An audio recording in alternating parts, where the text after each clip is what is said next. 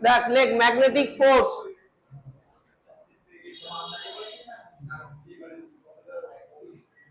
বাংলায় হচ্ছে চৌম্বক বল। দেখ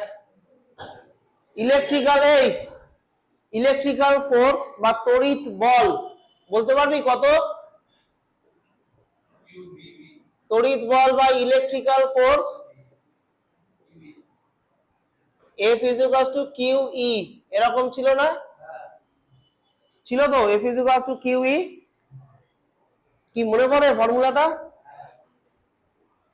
তো সিমিলারলি এইরকমই ম্যাগনেটিক ফোর্স, এটা আগের দিন আমি স্টেটমেন্ট দিয়ে লিখিয়েছিলাম যে if a charge particle q, যদি একটা চার্জ পার্টিকেল থাকে কিউ চার্জ যদি ভি ভেলোসিটিতে মুভ করে, ঠিক আছে, যদি ভি ভেলোসিটিতে চলাচল করে, আর যদি ম্যাগনেটিক ফিল্ড বি থাকে,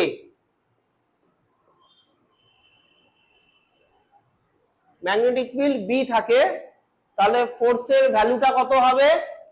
F is equals to Q V cross B, এটা ক্রস আছে, খুব সাবধান, এটা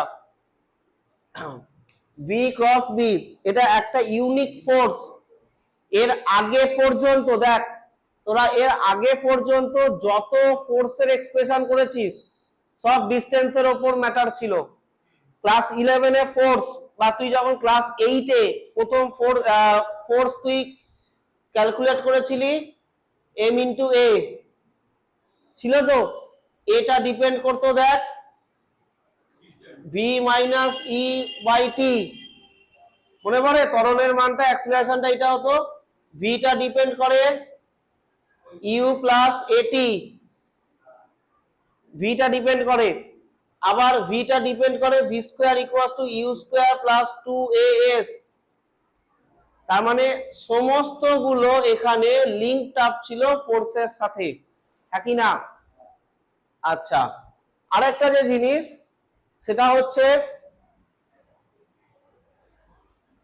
ওয়ার্ক ডান, ঠিক আছে? ওয়ার্ক ডানের যে ফর্মুলা F ডট S, মনে পড়ে? ওয়ার্ক ডানটা স্কেলার রাশি, তাহলে F S cos থিটা, এই জিনিসটা মনে আছে? আশা করি মনে আছে, এই জিনিসগুলো মনে আছে তো? কার্য equals to F dot S মানে F S cos থিটা। এখন কথা হচ্ছে এইখানে যে ফোর্সটা তুই পেয়েছিস, নিউটনের যে ফোর্স, এটা নিউটনের ফোর্স, এই ফোর্সের ডিরেকশনটা কোন দিকে হতো? যেদিকে পার্টিকেলটা মুভ করতো। দেখবি সেকেন্ড ল এর স্টেটমেন্টে লেখাই আছে যে, বাংলাটা লেখা আছে যে বস্তুটির উপর প্রযুক্ত বল ভরবেগের সমানুপাতিক, ভরবেগের পরিবর্তন যেদিকে হয় বস্তুর গতি বা বস্তুর বল সেই অভিমুখে ক্রিয়াশীল হয়। আর ইংরেজিতে the direction of force in such a way that the change of momentum in that direction, তাহলে মোমেন্টামের চেঞ্জ যেদিকে হবে ফোর্সের চেঞ্জটাও সেদিকে হতো। আর বাংলাটা হচ্ছে ভরবেগের পরিবর্তন যেদিকে হবে, তার মানে পার্টিকেলটা যেদিকে যাবে, বেসিক্যালি এত কমপ্লেক্স স্টেটমেন্টটার মিনিংটা এটাই যে পার্টিকেলটা যেদিকে যাবে ফোর্সটা সেই দিকে অ্যাক্ট করবে। আর একটা টাইপের ফোর্স ওরা দেখেছিলি ফ্রিকশনাল ফোর্স, সেই ফ্রিকশনাল ফোর্সটা উল্টো দিকে কাজ করতো, যে অবজেক্ট যেদিকে যাবে ফ্রিকশনাল ফোর্সটা তার অপোজিট ডাইরেকশনে থাকবে, তাই তো? ওই জন্য ফ্রিকশনাল ফোর্স একটা ডিস্ট্রাকটিভ টাইপ অফ ফোর্স ছিল, ধ্বংসাত্মক বল ছিল, কারণ ফ্রিকশনাল ফোর্স মোশনকে কি করে? বাধা দেয়, রেজিস্ট করে। এগুলো ছিল তো। এই যত এক্সপ্রেশন আছে এখানে কোথাও দেখ ক্রস প্রোডাক্ট নেই, ঠিক আছে? এখানে কোথাও ক্রস প্রোডাক্ট নেই, প্রথম কথা। আর সেকেন্ড কথা হচ্ছে ডিরেকশনটা একদম প্যারালাল, আইদার এইদিকে অর এইদিকে, এর সাথে কোনো অ্যাঙ্গেলের কোনো রিলেশন ছিল না, মানে আইদার 0 ডিগ্রি অর 180 ডিগ্রি, মাঝখানের কোনো অ্যাঙ্গেলের কোনো গল্প নেই। কিন্তু এই যে ফোর্সটা লেখা হয়েছে, এই ফোর্সটা একটু টিপিক্যাল টাইপ অফ ফোর্স, এখানে অ্যাঙ্গেলের উপর ডিপেন্ড করে ফোর্সের ভ্যালুটা, কারণ v B sine theta, a cross B এর formula v B sine theta, তার মানে থিটা যেরকম হবে এফটাও সেরকম হবে। আজকে যদি থিটা 0 হয়ে যায় তাহলে এফ এর ভ্যালুটা কত হবে? 0 হয়ে যাবে। তার মানে কিন্তু সবকিছু প্রেজেন্ট থাকা সত্ত্বেও যদি থিটা 0 হয়ে যায় ফোর্সের ভ্যালু 0 হয়ে যাবে। এটা একটা অদ্ভুত টাইপের ফোর্স। সেই জন্য ইলেকট্রিক্যাল ফোর্স বা আমার নিউটনিয়ান ফোর্স যা যা আছে তার সাথে এটা একদম কমপ্লিটলি আলাদা। এটা কমপ্লেক্স জিনিস, কারণ এখানে ক্রস প্রোডাক্ট আছে। ঠিক আছে, সবকিছুর ভ্যালু প্রেজেন্ট থাকা সত্ত্বেও ফোর্স 0 হয়ে যেতে পারে। ঠিক আছে, কিন্তু এইখানে এরকম কোনো স্কোপ নেই। আজকে যদি ভি, ইউ, টি, এম এরা যদি প্রেজেন্ট থাকে এফ কোনোদিন 0 হবে না। ঠিক আছে, আচ্ছা নেক্সট তাহলে এটা লেখা আছে তোদের আশা করি। এবার হচ্ছে এই যে ওয়ার্ক ডানের যে এক্সপ্রেশনটা আমি লিখেছি এফ এস কস থিটা, তাই তো? এই থিটাটা কি? Angle between F R S. এফটা কি জিনিস? ফোর্স, আর এসটা সরণ বা ডিসপ্লেসমেন্ট, তাই তো? আচ্ছা ভালো করে বোঝ।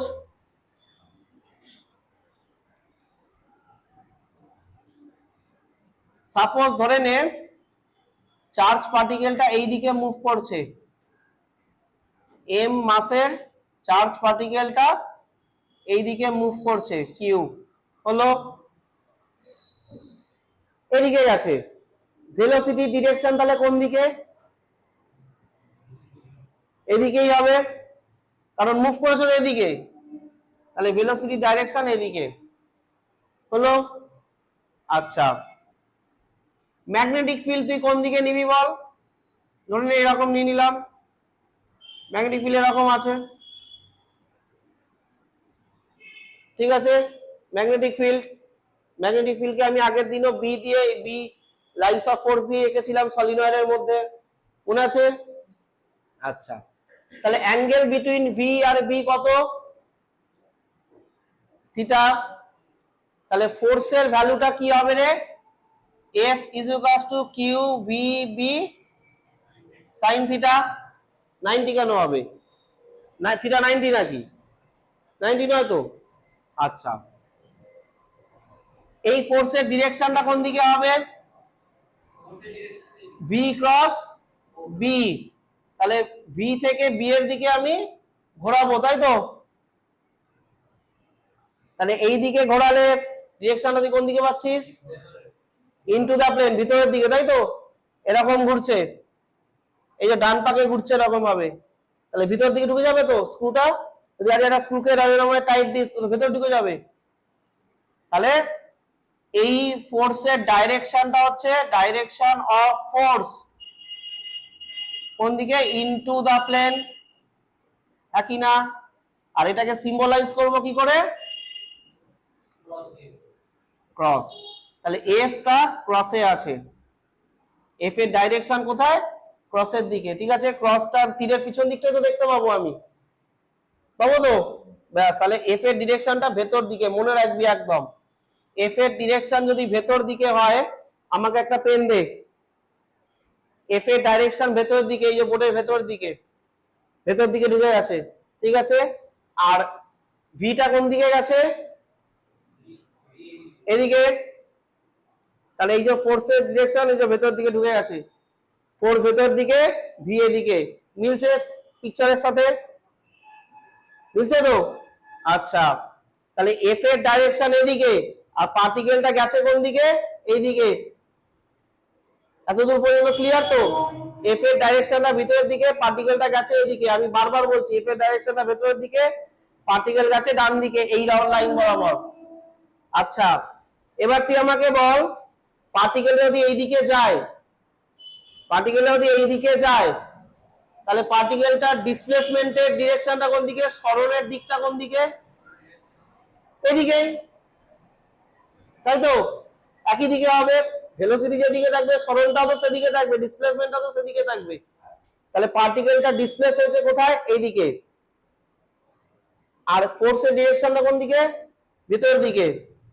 তাহলে এখনো পর্যন্ত যে পিকচারটা পাওয়া গেল সেটা হচ্ছে এস এর ডাইরেকশন এদিকে, এস মানে কি? ডিসপ্লেসমেন্ট, বাংলায় হচ্ছে সরণ।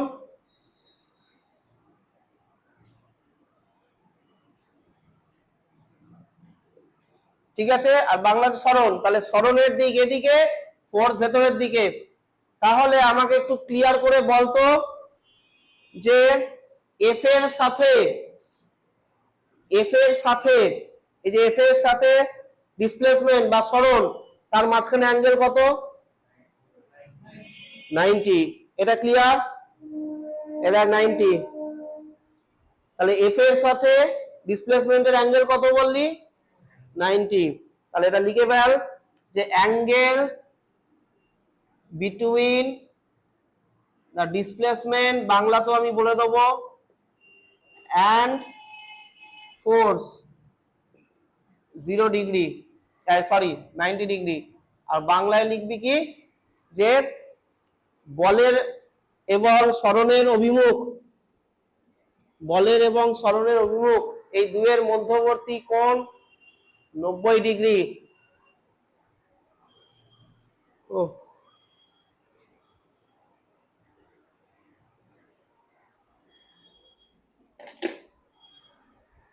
হয়েছে না হয়নি?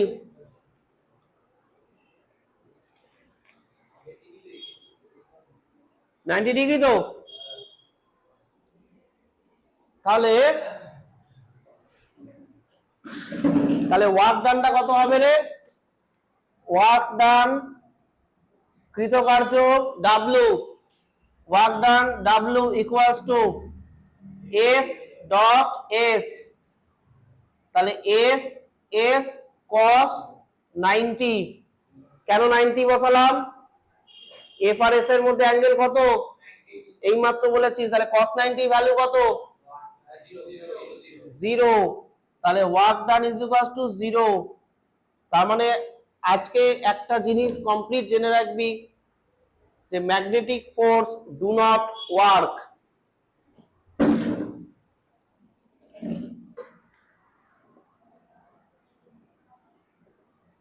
Magnetic force do not work. বাংলায় লিখবি যে চৌম্বক বল কোনো কার্য সম্পাদন করে না। এটা একটা দারুণ ইনফরমেশন।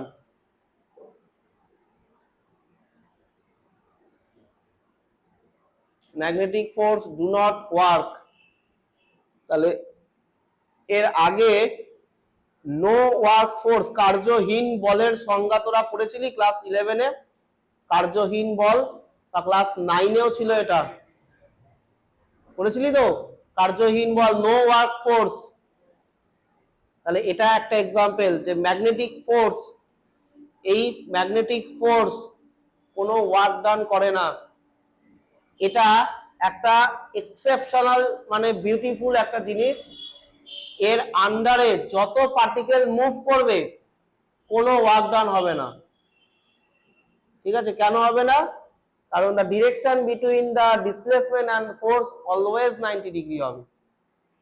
তুই যেরকম ভাবে খুশি আছে পিকচার বানানা কেন। ঠিক আছে, এটা কিন্তু কোশ্চেনেও দেয়, 2 নম্বরের কোশ্চেনে দিয়ে দেবে যে so that magnetic force do not work. বাংলায় হচ্ছে দেখাও যে চৌম্বক বল একটি কার্যহীন বল। তখন এইটাই করতে হবে তোমাকে। এই আঁকাটা দিয়ে যেরকম ভাবে খুশি তুই একটা আঁকাটাকে নিয়ে নিবি, আলটিমেটলি ওটা থিটা 90 ডিগ্রি হবে, তাহলে ওয়ার্ক ডানটা 0 হয়ে যাবে। এটা হলো ফার্স্ট কথা। এবার হচ্ছে ম্যাগনেটিক ফোর্স, যেটা আমি লিখেছি F is equals to Q v cross B. এই ফোর্সটা সবসময় অ্যাক্টিভ হয় না। মানে আজকে যদি ফোর্সের ক্রাইটেরিয়া ফুলফিল না হয়, সব কিছু প্রেজেন্ট থাকলেও ম্যাগনেটিক ফোর্স কিন্তু অ্যাক্টিভ হবে না। তাই ম্যাগনেটিক ফোর্সকে যদি তুমি কাজে লাগাতে চাও, তাহলে কিন্তু তোমাকে আটঘাট বেটে মাঠে নামতে হবে। তুমি একটা ম্যাগনেট এনে রেখে দিলে, চার্জ পার্টিকেল এনে রাখলে, তোমার কিন্তু ওয়ার্ক ডান যে এই ম্যাগনেটিক ফোর্সের যে পাবে তুমি, তার কোনো গ্যারেন্টি কিন্তু নেই। ঠিক আছে, আজকে যদি আমি একটা কোনো নিউটনিয়ান ফোর্সের ক্ষেত্রে আমি এইসব চিন্তাই করতাম না। আমি ফোর্স পুশ করে এরকম কোনো একটা মেশিন আনলে, ওখানে সামনে কোনো অবজেক্ট বসিয়ে দিলে পুশ করে দেবে, আমার ফোর্সের ভ্যালু আমি পেয়ে যাব। ঠিক আছে, ওয়েট মেশিন সব থেকে বেস্ট এক্সাম্পল। ওয়েট মেশিনে আমাকে কিছু ক্রাইটেরিয়া চেক করতে হয়, যে বাচ্চাদের ওয়েট মেশিন আছে না, যে দেখবি যে কোনো নার্সিং হোম বা কোনো ডাক্তারের চেম্বারে দেখি বাচ্চাদের ওয়েট করার একটা মেশিন আছে, এরকম ট্রে এর মধ্যে বাচ্চাটাকে বসায়, ওয়েটে দেখিয়ে দেয় কত 1.5 কেজি না 2 কেজি না 3 কেজি দেখিয়ে দেয়। তার মানে কি যে এটা একটা ওয়েট মেশিন, যেটা কি ক্যালকুলেট করে, ফোর্সের ভ্যালু ক্যালকুলেট করে, গ্র্যাভিটেশনাল ফোর্সের ভ্যালু ক্যালকুলেট করে, বাচ্চাটার ওজনটা দেখিয়ে দেয়। এটা তাই তো? তাহলে এর ক্ষেত্রে তোকে কোনো ক্রাইটেরিয়া সিলেক্ট করতে হয় যে বাচ্চাটাকে তুমি এইভাবে রাখবে বা বাচ্চাটাকে তুমি ওইভাবে রাখবে? কোনো এরকম ক্রাইটেরিয়া নেই। কিন্তু ম্যাগনেটিক ফোর্স যদি তুমি পেতে চাও, তাহলে তোমায় কিন্তু প্রচুর ক্রাইটেরিয়া সেট করে তবে তোমার মাঠে নামতে হবে, আর প্রচুর খরচ সাপেক্ষ। ঠিক আছে, এটা এক্সেপশনালি এটা হাই কস্টের একটা ব্যাপার, আর সব থেকে মোস্ট এফিসিয়েন্টও ব্যাপার। তাই তুই এটাকে ছাড়া চলতেও পারবি না, আবার তোকে এটা করতে গেলে তোকে কমপ্লেক্সিটি মাথায় রেখে করতে হবে। যে জিনিস যত কমপ্লেক্স হয় তার ফ্রুট গুলো তত সুন্দর হয়।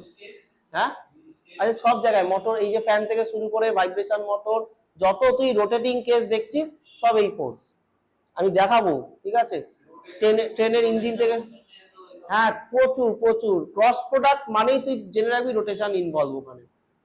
ঠিক আছে, আরে মোটর থেকে, মোটর তো চলবেই না, মোটর ডায়নামো এই ফোর্স ছাড়া চলবে না। আর মোটর বানানো সব থেকে টাফ ব্যাপার, কারণ কয়েলের ওয়াইন্ডিং কিরকম হবে তার উপর ডিপেন্ড করবে ফোর্সের ভ্যালু। ঠিক আছে, প্রত্যেকটা ওখানে ইন্ডিভিজুয়াল একটা প্রপার ক্যালকুলেশন করা আছে ওখানে, তবে একটা মোটর অত আজকে হাই মানে ফোর্স জেনারেট করতে পারে, একটা মালগাড়ির মতো টেনে নিয়ে যায়। ঠিক আছে, লক্ষ কোটি টনের একটা মালগাড়ি। তো যাই হোক, হ্যাঁ ওখানে 12,000 হর্স পাওয়ারের একটা টর্ক থাকে। আরে এই কত কি দরকার, কয়েলিং ওখানে 120 ফেজ ডিফারেন্সে কয়েলটাকে ওয়াইন্ডিং করা হয়, মানে ওর মোটরটার ভেতরে যে কয়েলটা আছে এরকম 120 ফেজ ডিফারেন্সে করা আছে।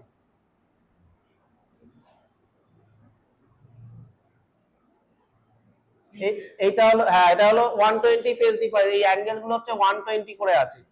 ঠিক আছে, এর মধ্যে ওয়াইন্ডিংটা কোন পাকে মারা হবে সেটার উপর ডিপেন্ড করবে ফোর্সের ভ্যালু। কিভাবে করবে তোকে আমি পরে বলছি, তুই এখনো মেন জায়গা ঢুকতে পারবি। হ্যাঁ হ্যাঁ, এইটা শিখবি না, তুই সিঙ্গেল ওয়াইন্ডিংটা শিখবি, সিঙ্গেল ফেজে ওটা শিখবি, একদম প্রপার শিখবি। ঠিক আছে, কি করে টর্কটা জেনারেট করছে সব দেখাবো।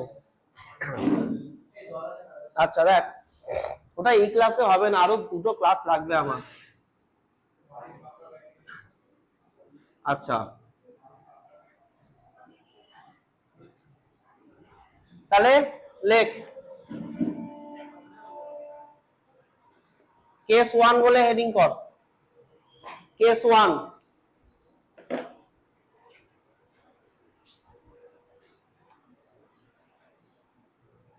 the charge particle is at rest। বাংলায় লেখ, আধানটি যখন স্থির অবস্থায় থাকে, আধানটি যখন স্থির অবস্থায় থাকে, আর when the charge particle is at rest, case 1।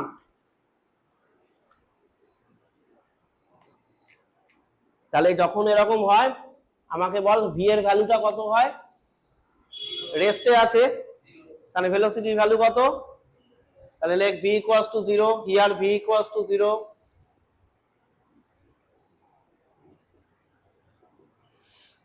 ঠিক আছে, তাহলে ভি ইকুয়ালস টু 0 হলে ফোর্সের ভ্যালু কত হবে, ইয়েস আগে এরকম লিখবি 0 ক্রস বি ইকুয়ালস টু 0।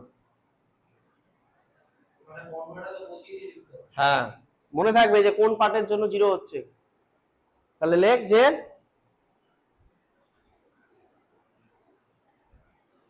তাহলে দেখ এইখানে এরকম কোনো ক্রাইটেরিয়া ছিল, চার্জ পার্টিকেল আজকে যদি তুই এনে রাখিস, ইলেকট্রিক ফিল্ড যদি থাকে, তাহলে এফ এর ভ্যালু 0 হয়ে যাবে। এফ এর কিউটা মুভ করছে না রেস্টে দাঁড়িয়ে আছে সেটার উপর ডিপেন্ড করছে, করছেই না। এখানে কোনো ভেলোসিটির এক্সপ্রেশন আছে নেই, তাহলে আজকে একটা চার্জ পার্টিকেল মুভ করছে না দাঁড়িয়ে আছে তার উপর ম্যাটার করে এফ এর ভ্যালু। ইলেকট্রিকের ক্ষেত্রে, তড়িতের ক্ষেত্রে করে না, তড়িৎ বলে করে, তড়িৎ বলের এক্সপ্রেশনে ইলেকট্রিক ফোর্সে করে এরকম জিনিস করে না, ম্যাগনেটিক ফোর্সে করছে। দেখ ম্যাগনেটিক ফোর্সের ভ্যালুই তুই পাবি না, ম্যাগনেটিক ফিল্ড আছে, একটা চার্জ পার্টিকেলও আছে, যেহেতু চার্জ পার্টিকেলটা মুভ করছে না তাই কোনো ফোর্স অ্যাক্টই হচ্ছে না। তুই তাহলে আজকে একটা ম্যাগনেটিক ফিল্ড সুইচ অন করে দিলি, ধর আমি নাও সুইচ অন করলাম, ম্যাগনেটিক ফিল্ড সুইচ অন হয়ে গেল, ঠিক আছে, ওখানে একটা চার্জ পার্টিকেলকে এনে বসিয়ে দিলি চুপচাপ, কোনো এই চার্জ পার্টিকেলটা সরবে? সরবে না, কারণ ওর এফটা কত, কোনো এফই তো কাজ করছে না, ঠিক আছে, তাহলে এফ যদি কাজ না করে পার্টিকেল মুভ করবে? করবে না। তাহলে ম্যাগনেটিক ফিল্ড সুইচ অন আছে, তার মানে হাই ইন্টেন্স ম্যাগনেটিক ফিল্ডও একটা চার্জ পার্টিকেলকে সরাতে পারবে না, because magnetic force do not work. Magnetic force নিজে কোনোদিন কোনো কাউকে ইনিশিয়েট করতে পারে না, যেটা ইলেকট্রিক ফিল্ড করে দেয়। আজকে যদি তুই ইলেকট্রিক ফিল্ড সুইচ অন করিস, ইলেকট্রিক ফিল্ডকে সুইচ অন করাকে কি বলে জানিস? খুব বাজে শুনতে লাগছে ইলেকট্রিক ফিল্ড সুইচ অন করা বা ম্যাগনেটিক ফিল্ড সুইচ অন করা, ওর অফিসিয়াল টার্মটা জানিস? তোরা জানিস, কিন্তু ওইটাই যে এইটা তোরা জানিস না। 11-এ কেমিস্ট্রিতে পড়ে ফেলেছিস অলরেডি, অ্যাটমিক ফিজিক্সে, মানে অ্যাটমসটা, হ্যাঁ, অ্যাটমের যে স্ট্রাকচার ছিল ওখানে টার্ম দুটো আছে।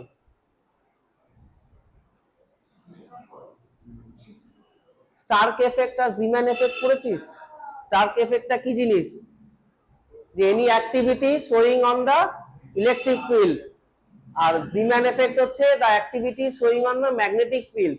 তার মানে তুই ম্যাগনেটিক ফিল্ডের আন্ডারে শো করতে চাইছিস, তার মানে এটাকে বলা হয় জিম্যান এফেক্ট। আর ইলেকট্রিক ফিল্ডের আন্ডারে কোনো ইনসিডেন্ট শো করাকে কি বলা হয়? Stark effect. তার মানে আজকে যদি ইলেকট্রিক ফিল্ড থাকে, এখানে যদি একটা মলিকিউল প্রেজেন্ট হয়, এই মলিকিউলটাকে ফট করে সরিয়ে দেবে electric field, because there is a charge. একটা মলিকিউল কিসের কম্বিনেশনে তৈরি? চার্জের কম্বিনেশন। তাহলে আজকে একটা ধর সোডিয়াম ক্লোরাইড এনে রেখে দিলি, তার মানে এটা কি সোডিয়াম প্লাস ক্লোরিন মাইনাস, তার মানে এটা চার্জ, তার মানে ফট করে সরিয়ে দেবে electric field, because F is generated here, একটা এফ তৈরি হয়ে যাবে, তাই তো, যার ভ্যালু হচ্ছে কিউ ইনটু ই। আর এখানে ম্যাগনেটিক ফিল্ডের আন্ডারে তুই যদি কোনো কাউকে এনে রাখিস, কিছুই হবে না, কারণ ম্যাগনেটিক ফিল্ড কাউকে ইনিশিয়েট করতে পারে না। তুই যদি এই চার্জ পার্টিকেলটাকে তুই যদি মুভ করিয়ে দিস তাহলে হতে পারে, তুই যদি একটা ভেলোসিটি নিয়ে মুভ করিয়ে দিস তাহলে হবে, আদারওয়াইজ তুই যদি জাস্ট ওকে পিন ড্রপ বসিয়ে দিয়ে আসিস তাহলে কিছুই হবে না। হ্যাঁ,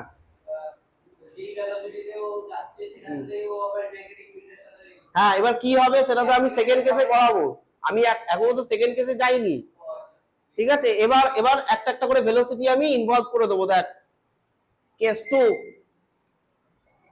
ম্যাগনেটিক ফোর্স বিশাল জিনিস ভাই। কেস 2 লেখ, when the charge particle is moving along the magnetic field, বাংলায় লিখবি না, আমি বলে দেবো, along the magnetic field, আর বাংলায় লেখ হচ্ছে আহিত কণাটি চৌম্বক ক্ষেত্রের সাথে সমান্তরালে গতিশীল। হ্যাঁ, আধান যুক্ত কণা, তাহলে আহিত কণাটি চৌম্বক ক্ষেত্রের সাথে সমান্তরালে গতিশীল। এই এখানে প্যারালাল লিখে দিস, ঠিক আছে, অ্যালং লিখেছি তো, তোর আবার তো খুব বিদ্বান, প্যারালাল লিখে দিস, এইখানে প্যারালাল লিখে দিস, সমান্তরালে গতিশীল লিখেছিস? আচ্ছা, তার মানে চার্জ পার্টিকেলটা এখন মুভ করছে, কিন্তু কিভাবে মুভ করছে? প্যারালাল ভাবে। তাহলে ম্যাগনেটিক ফিল্ড যেদিকে আছে ছবিটা আঁকবি, কিন্তু চার্জ পার্টিকেলটাও এই দিকেই মুভ করছে,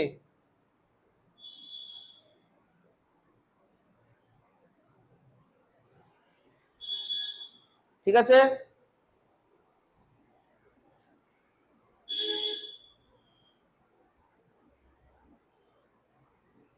হয়েছে? ঘুম পাচ্ছে যখন মুখে একটু, মুখটা ধরে গলাটা এরকম ধরে থাকলে দেখবি ঘুম ছেড়ে যাবে। দেখ, থিটা কত রে? ম্যাগনেটিক ফিল্ড আর ভি এর মধ্যে, তাহলে লেখ হিয়ার দ্য অ্যাঙ্গেল বিটুইন, বাংলায় আগে পরে বলছি, আগে ইংরেজিতে লিখে নে, Here the angle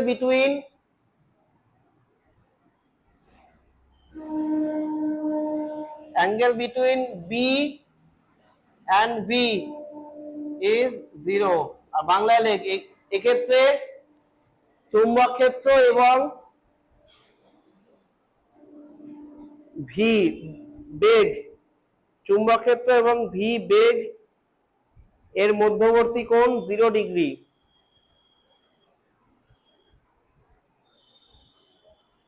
ঠিক আছে,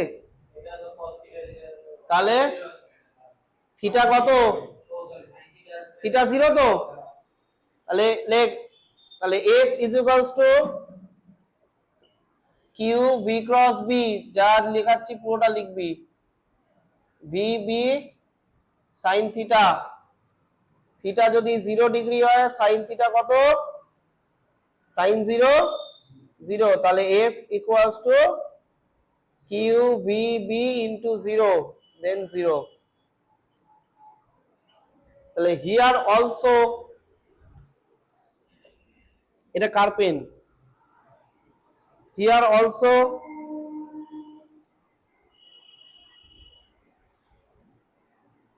the magnetic force is 0. এখানে বাংলায় লেখ এক্ষেত্রেও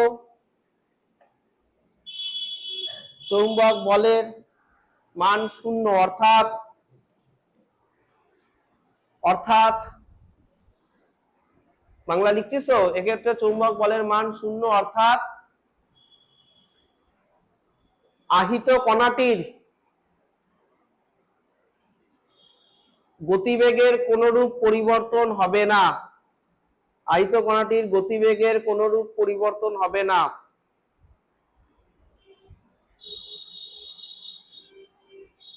ঠিক আছে, ফুল স্টপ, পরিবর্তন হবে না। আচ্ছা, এবার লেখ আহিত কণাটি যেমন ভাবে এসছে সেইভাবেই চলতে থাকবে।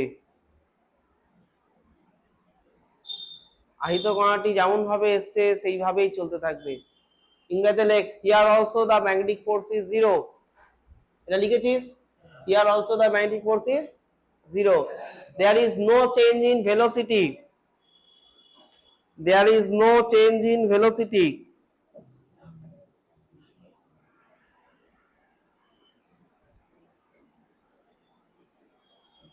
There is no change in velocity. हाँ, full stop there.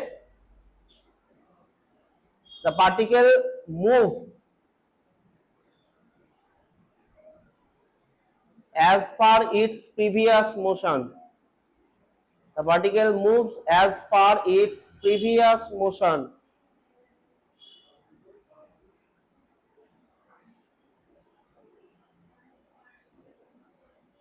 ঠিক আছে, ব্যাস, তাহলে এটা ক্লিয়ার হলো তো, যে ফোর্স যদি না থাকে, শোন ওদিকে শোন, ম্যাগনেটিক ফোর্স যদি না থাকে তাহলে পার্টিকেলটা যেমন মুভ করছিল সেরকমই মুভ করতে থাকবে।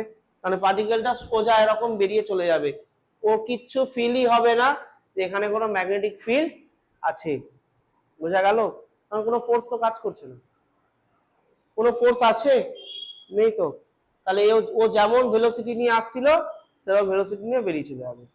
ফোর্স কাজ করলে তবে তোর ভেলোসিটি চেঞ্জ হবে। আজকে তুই সাইকেল নিয়ে নর্মাল চালিয়ে বেরিয়ে গেলি, কিছু চেঞ্জ হলো? হলো না। পিছন থেকে যদি এসে হাওয়া দিল, দমকা হাওয়া দিল, তবে তোর ভেলোসিটি চেঞ্জ হবে। সামনের দিক থেকে হাওয়া দিলে ভেলোসিটি কমবে, পেছন দিক থেকে হাওয়া দিলে তোর ভেলোসিটি বেড়ে যাবে। মানে ফোর্স যতক্ষণ না সিস্টেমে ইনভলভ হবে ততক্ষণ ভেলোসিটির কোনো চেঞ্জ হয় না।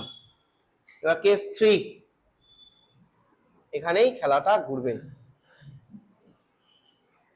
Let the particle is moving at an angle to the magnetic field.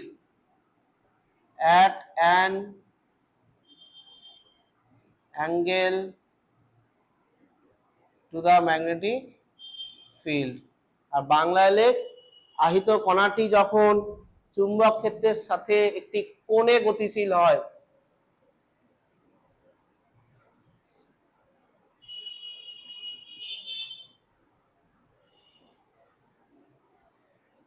একটি কোণে গতিশীল হয়, ঠিক আছে। আচ্ছা, কোণটা লিখেছিস তো, ওখানে সমকোণে লিখে দে, রাইট অ্যাঙ্গেল, তোরা রাইট অ্যাঙ্গেলে করে দিস, এইখানে অ্যাট অ্যান রাইট অ্যাঙ্গেল,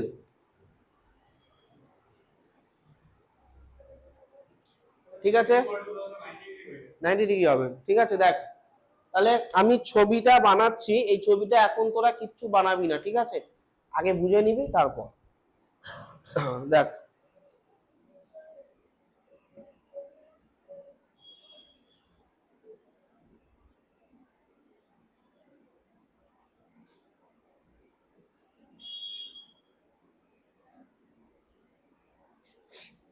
আচ্ছা, দেখ ম্যাগনেটিক ফিল্ডটাকে আমি ডটে নিলাম, ঠিক আছে, আউটসাইড, ঠিক আছে। তার মানে এই পুরো রিজিয়নটা জুড়ে ম্যাগনেটিক ফিল্ডটা বাইরের দিকে বেরিয়ে আছে, ঠিক আছে।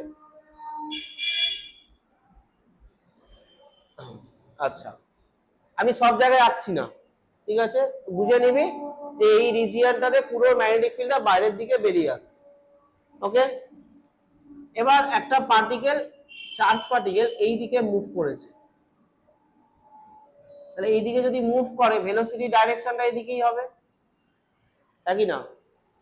এবার আমার এই স্টেটমেন্টের সাথে এটা ম্যাচ করলো কিনা বুঝে নে। ম্যাগনেটিক ফিল্ডের ডিরেকশন কোন দিকে? বাইরের দিকে। আর চার্জ পার্টিকেলটা গেছে কিভাবে? এইদিকে। তাহলে অ্যাঙ্গেলটা কত দুজনের মধ্যে? ম্যাচ করলো তো, রাইট অ্যাঙ্গেল হলো তো, রাইট অ্যাঙ্গেল হলো তো, 90 সমকোণ হলো তো। আচ্ছা, তাহলে এই সিচুয়েশন ম্যাচ করছে। এবার কি হবে দেখ, ওই এক্সপ্রেশনটার দিকে যদি তুই তাকাস, এখন তোরা কিচ্ছু করবি না, আমি টাইম দেবো এটার জন্য। তাহলে কিউ ভি বি সাইন 90 হবে, কারণ ভি আর বি এর মধ্যে অ্যাঙ্গেলটা কত?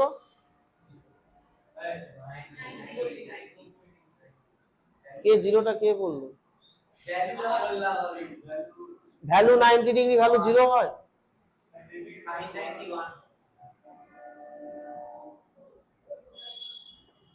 হলো তো, এটা ভ্যালুটা হয়ে গেল। আমার ভ্যালু নিয়ে কিছু যায় আসছে না এখন, আমার যায় আসছে এর ডিরেকশনটা নিয়ে। দেখো এফ এর ডিরেকশনটা কোন দিকে হবে? কিউ ভি ক্রস বি, তার মানে ভি থেকে আমি বি এর দিকে লাঠিটাকে ঘোরাবো। তাহলে পেনটা দে। ম্যাগনেটিক ফিল্ডের ডিরেকশন এদিকে, ভেলোসিটি ডিরেকশন এইদিকে। তাহলে ভি থেকে বি এর দিকে যদি তুই লাঠিটা ঘোরাস, কোন দিকে স্ক্রুটা এগোবে না পিছবে? দেখ ভি থেকে বি এর দিকে লাঠিটা ঘুরছে, হ্যাঁ, ভি থেকে বি এর দিকে লাঠিটা ঘুরছে, তার মানে এরকম করে ঘুরছে। এই তো ভি থেকে বি এর দিকে, ভি ক্রস বি, তার মানে এইরকম করে ঘুরছে তো। আমার হাতের মোশনটা দেখ, এরকম করে ঘুরছে তো। তাহলে এরকম করে যদি আগে তুই বোতলের ছিপিকে খুলিস, তাহলে কি হবে রে? বেরিয়ে আসবে তো, এটা আমি করতে পারবো না। এরকম করে ঘুরছে তো, এরকম করে ঘুরলে জল বেরিয়ে আসবে তো, খুলে পড়ে যাবে তো। তাহলে ম্যাগনেটিক ফোর্সের ডিরেকশনটা কোন দিকে হলো? এদিকে। এই তো তুই বললি এটা বি, এটা ভি, এই যে এরকম আছে, এরকম ঘুরছে। তাহলে এটা কোন দিকে? এদিকে নেমে আসছে তো, জলটা এদিকেই তো বেরিয়ে আসবে, ছিপিটা খুলে গেলে এরকম করে ছিপি খুলে যাবে এইদিকে। তাহলে ম্যাগনেটিক ফোর্সের ডিরেকশনটা কোন দিকে? নিচের দিকে। এটা ক্লিয়ার হলো না হলো না? হলো তো।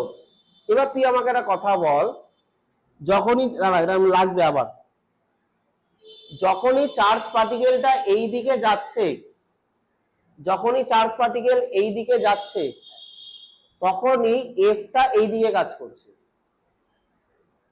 ঠিক আছে। তাহলে একটাকে কোনো ধর এখান দিয়ে তুই ধর সাইকেল চালাচ্ছিস এইভাবে, আর তোর বন্ধু এদিকে একটা ফোর্স দিয়ে দিল, তাহলে তোর সাইকেলের হ্যান্ডেল কোন দিকে ঘুরে যাবে? আবার দেখ তুই এরকম ভাবে সাইকেল চালিয়ে যাচ্ছিস, তোকে একটা বন্ধু এরকম ভাবে ঠেলে দিল, তাহলে এদিকে ঢুকে যাবি। তাহলে এই চার্জ পার্টিকেলটাও এদিকে এরকম বেঁকে যাবে। হলো? ক্লিয়ার তো এই পর্যন্ত? আবার দেখ, আবার তাহলে ভেলোসিটি ডাইরেকশনটা কোন দিকে হয়েছে? এদিকে, হ্যাঁ কি না? হয়েছে তো? ম্যাগনেটিক ফিল্ড কোন দিকে? বাইরের দিকে। তাহলে এটা ম্যাগনেটিক ফিল্ড, এটা ভেলোসিটি ডিরেকশন। তাহলে ভি ক্রস বি কর, ভি ক্রস বি, তার মানে দেখ এরকম হচ্ছে। তাহলে তার মানে এইদিকে নেমে আসছে, তাই না? এই যে এরকম করে ছিপিটা যদি এরকম করে খোলা হয়, তাহলে ছিপি এরকম করে খুললে কি হবে? জলটা এদিকে পড়ে যাবে তো, ছিপি বাইরের দিকে এই দিকে নেমে চলে আসবে তো। তাহলে এফ এর ডিরেকশনটা কোন দিকে? এদিকে, হ্যাঁ কি না? এই তো বি আর ভি, বি ক্রস ভি এরকম ভাবে খুললে কি হবে? খুলে চলে আসবে তো হাতে। আর এরকম যদি হতো তাহলে এটে যেত,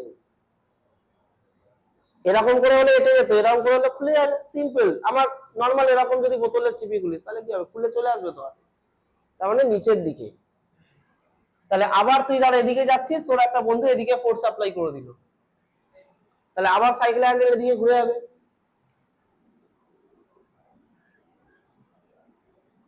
ঠিক আছে? তাহলে এবার বি, বি বাইরের দিকে যেমন আছে থাকলো, আর ভিটা কোন দিকে? এদিকে।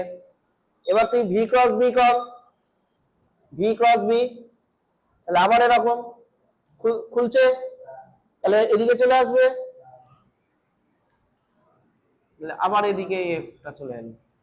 তাহলে পুরো মোশনটা আবার এরকম বেঁকে গেল। তার মানে যত তুই ভিটাকে এরকম করতে থাকবি তত এটা কমপ্লিট করে আবার এদিকে একটা এফ দেবে। না, স্প্রিং এর মতন হবে না।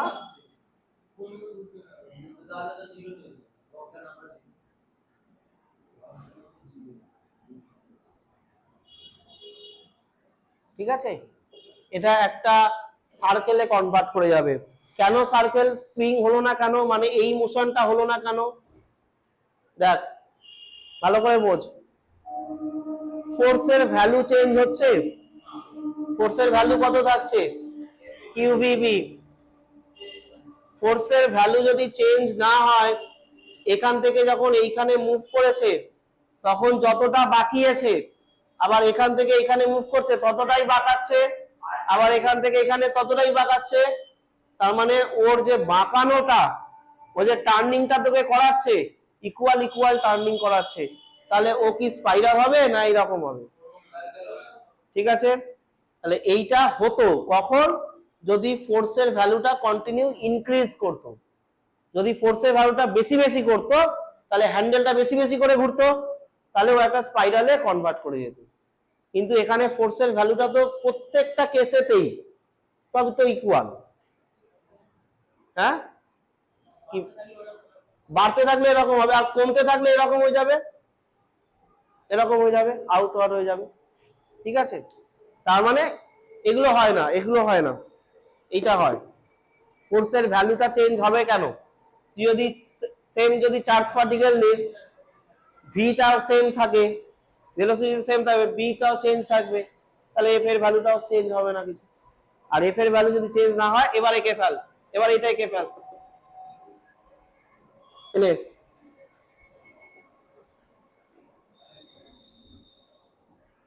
এবার এটার একটা অ্যাপ্লিকেশন আমি বোঝাচ্ছি, আগে কর এটা, এর অ্যাপ্লিকেশনটা তোরা জানিস। হ্যাঁ, আগে আ করে বলছি।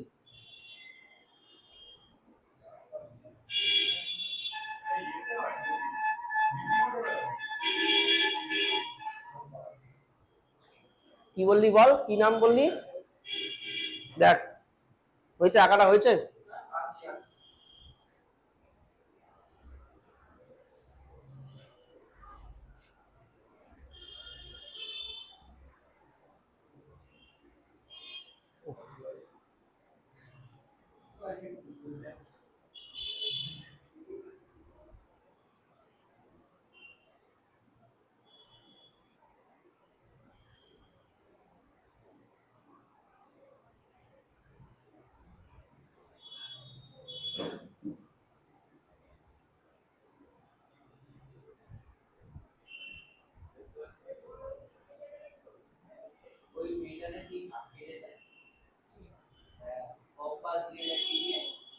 মাথা মাথা খারাপ আছে।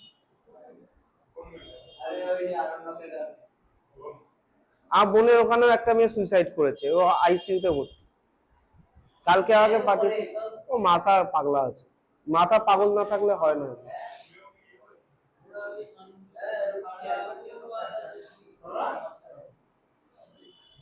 হুম, হাত কেটেছিস, হাত কেটেছিস? যদি সুইসাইড অ্যাটেম্প করতে চাস তাহলে আমার কাছে বলবি, আমি ভালো করে উপায় বলে দেবো, নাহলে হাত পা ভেঙে বাড়িতে চলে আসতে হবে। ঠিক আছে, ওটা আরো মান সম্মানের ব্যাপার আছে। হ্যাঁ, বেঁচে ফিরতে এসছে। ঠিক আছে, হ্যাঁ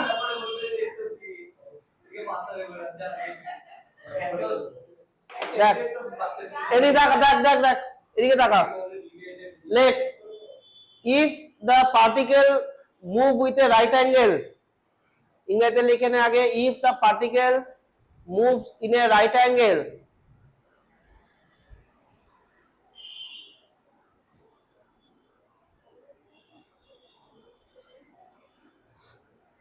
right angle, the direction of force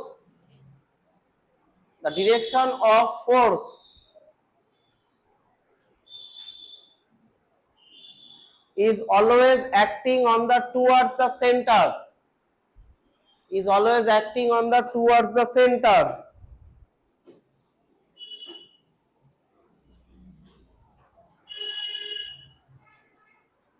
for due to this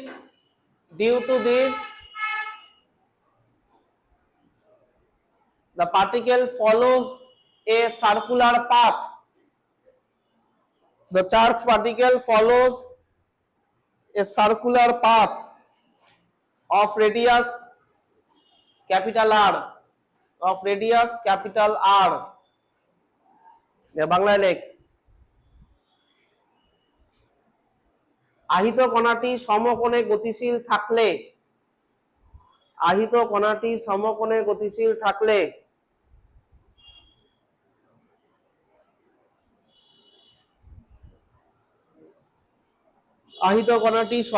গতিশীল থাকলে একটি কেন্দ্রাভিমুখী বল, একটি কেন্দ্রাভিমুখী চৌম্বক বল, এই কথা বলিস না, একটি কেন্দ্রাভিমুখী চৌম্বক বল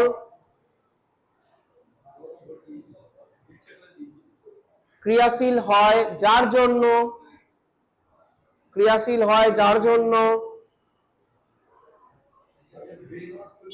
আহিত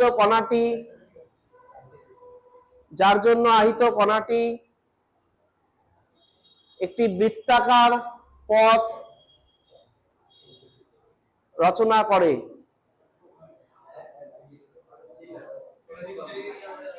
ঠিক আছে, আচ্ছা দেখ, যার ব্যাসার্ধ ক্যাপিটাল আর, এই এটা রেডিয়াসটা ক্যাপিটাল আর করে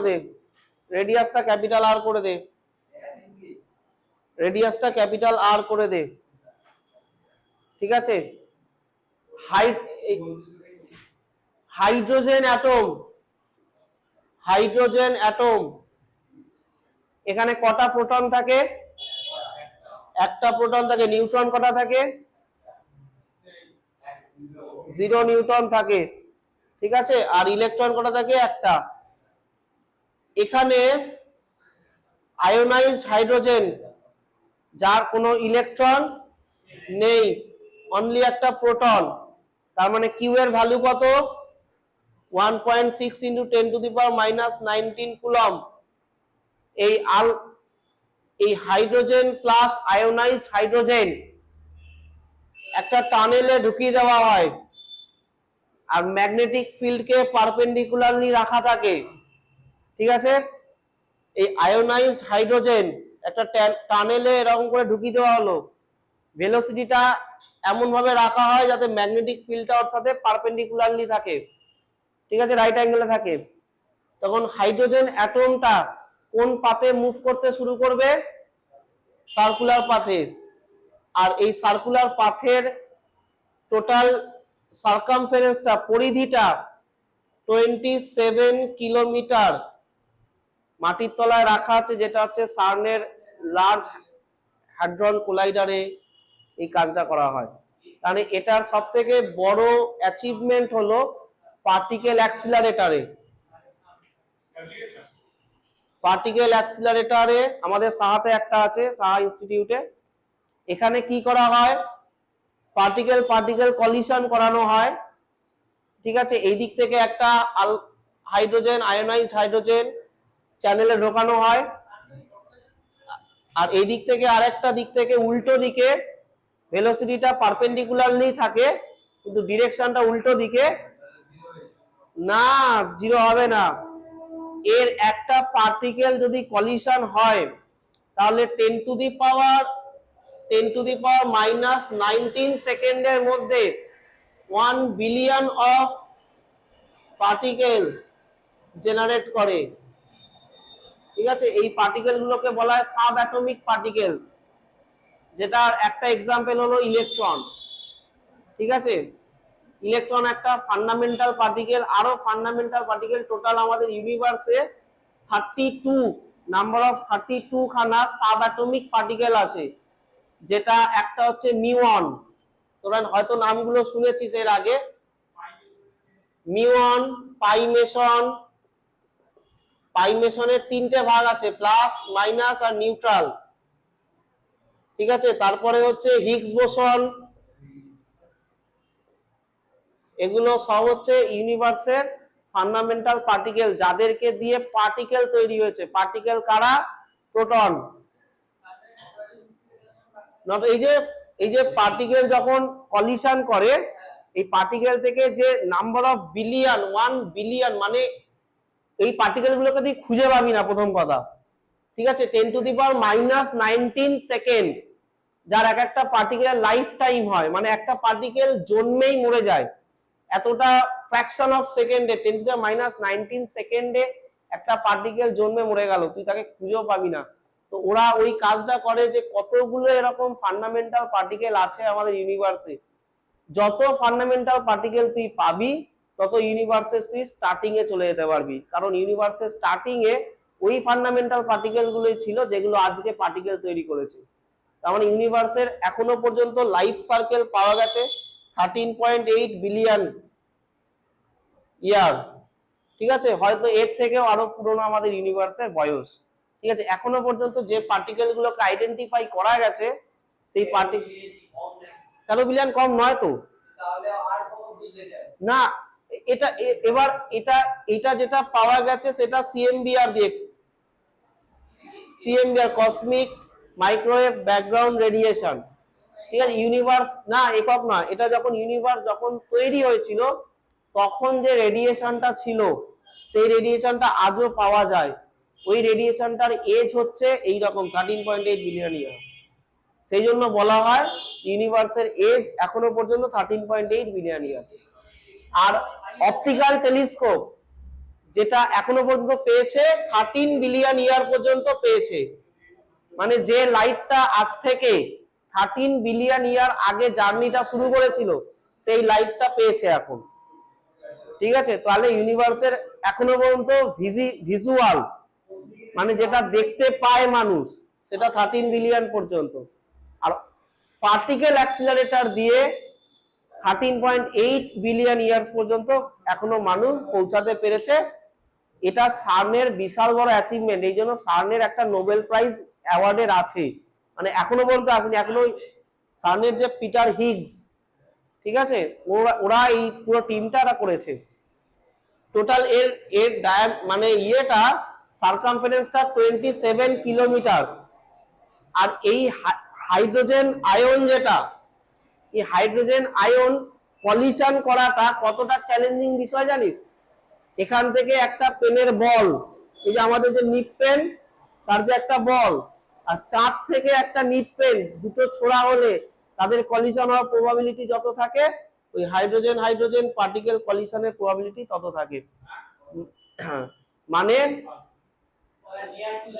নিয়ার, মানে ধরে নে আমি একটা পেনের বল, দেখবি নিবের সামনে একটা বল থাকে, ওই বলটা বল পেনের, আমি এখান থেকে একটা ছুঁড়বো, একজন চাঁদ থেকে ছুটবে, চাঁদের মতো ডিস্টেন্সে 3 লক্ষ কিলোমিটার, এই ডিস্টেন্স থেকে ছুটলে তাদের মধ্যে কলিশন হওয়ার প্রবাবিলিটি যত, এটা প্রবাবিলিটির ফ্যাক্টর, ঠিক আছে?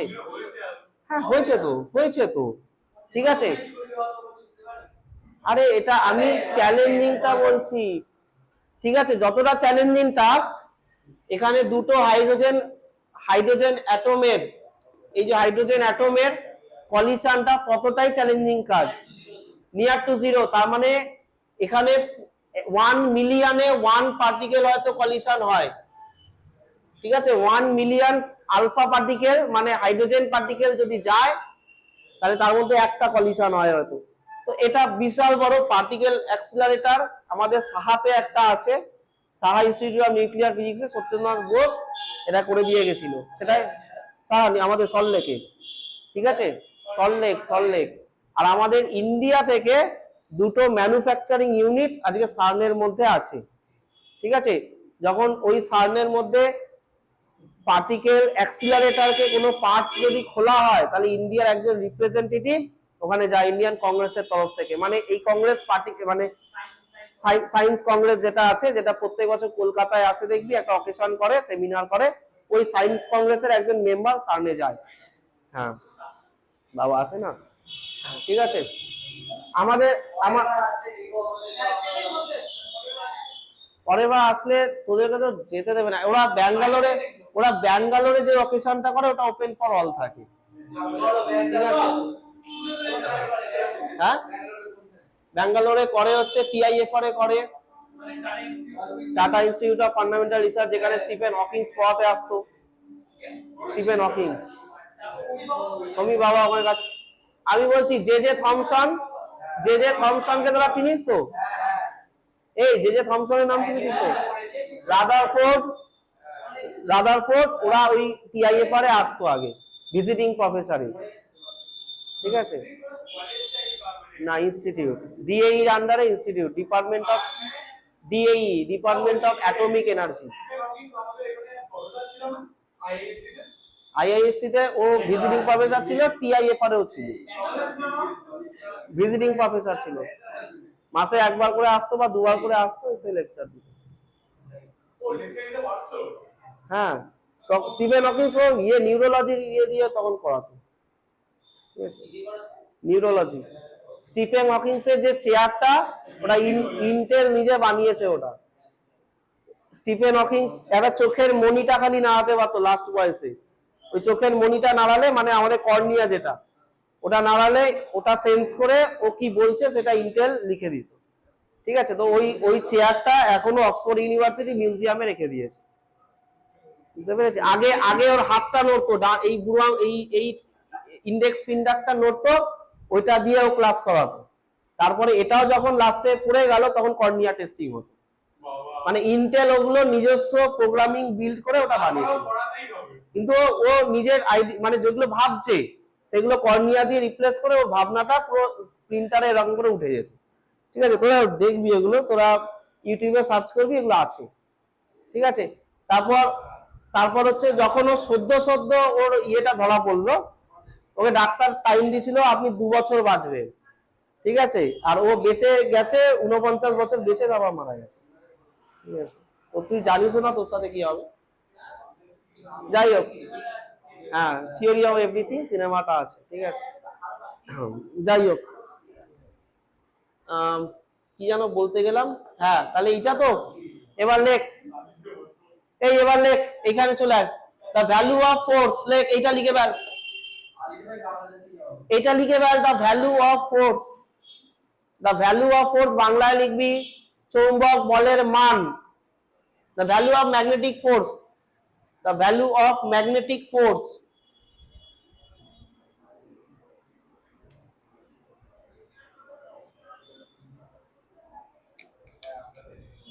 ইন্টেল আর IBM মিলে বানিয়েছিল, IBM হার্ডওয়্যার সাপ্লাই করেছে, ইন্টেল প্রোগ্রামিংটা করেছে, প্রসেসর।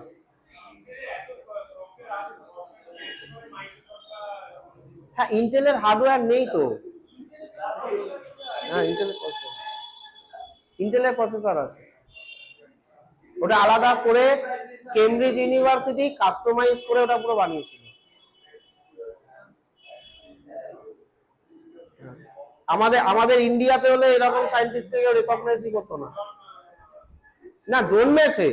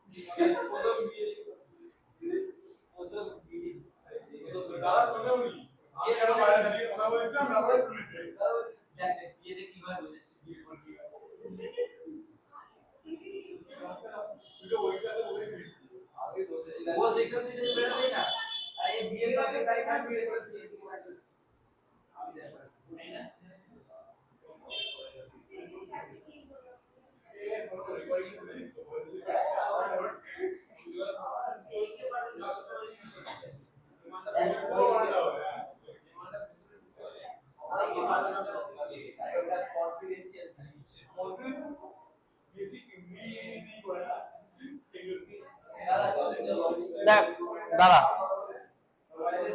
এই হয়েছে তো।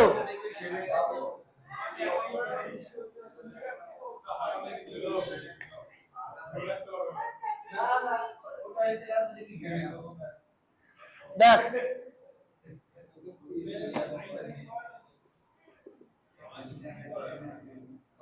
আচ্ছা দেখ, এই যে ফোর্সের ভ্যালুটা, দেখ এদিকে দেখা, এইদিকে শোন, ফোর্সের যে ভ্যালুটা, এই ফোর্সের ভ্যালুটার ডিরেকশনটা কোন দিকে? ভিতরের দিকে, টুয়ার্ডস দা সেন্টার। বাংলায় হচ্ছে কেন্দ্রাভিমুখী, ইংরেজিতে হচ্ছে টুয়ার্ডস সেন্টার। এবার একটা কথা বল, এই ফোর্সের ভ্যালুটা যদি সেন্টারের দিকে থাকে আর এই পার্টিকেলটা যদি এরকম সার্কুলার পাথে ঘুরতে থাকে, তাহলে বাইরের দিকে একটা ফোর্স কাজ করে, যেটা সেন্ট্রিফিউগাল ফোর্স, বাংলা হচ্ছে অপকেন্দ্র বল। তাহলে অপকেন্দ্র বলের মানটা কত? সেন্ট্রিফিউগাল ফোর্সের ভ্যালুটা কত? এম ভি স্কোয়ার বাই আর। মনে আছে সেন্ট্রিফিউগাল ফোর্সের ভ্যালুটা? এটা যদি মনে না থাকে আমার কিছু করার নেই, আমি বলে দিচ্ছি। সেন্ট্রিফিউগাল ফোর্সের ভ্যালুটা আমাদের ছিল এম ভি স্কোয়ার বাই আর, আর একটা ফর্মুলা ছিল ওমেগা দিয়ে, মনে আছে ওমেগার ফর্মুলাটা?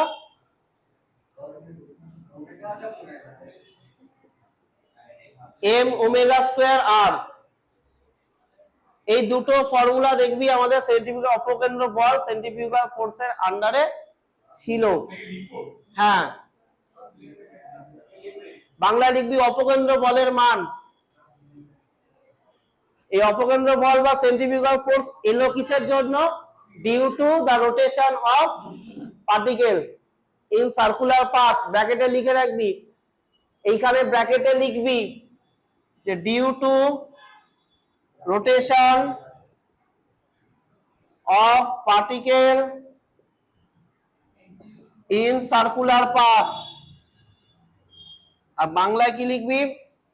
যে বৃত্তাকার পথে ঘূর্ণনের জন্য অপকেন্দ্র বলের মান। বৃত্তাকার পথে ঘূর্ণনের জন্য অপকেন্দ্র বলের মান।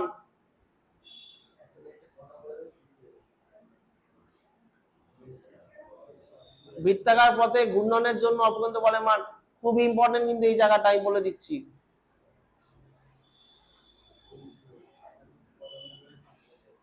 ঠিক আছে,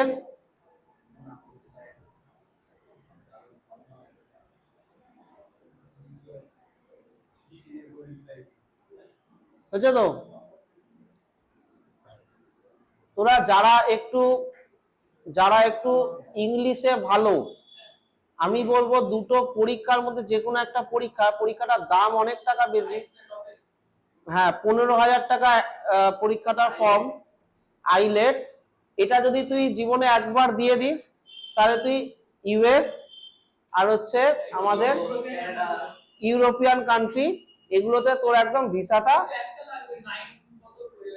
হ্যাঁ ওটা ওটা করোনার আগে 9 ছিল, এখন ওটা 7-এ নামিয়ে দিয়েছে, ঠিক আছে 7-এ।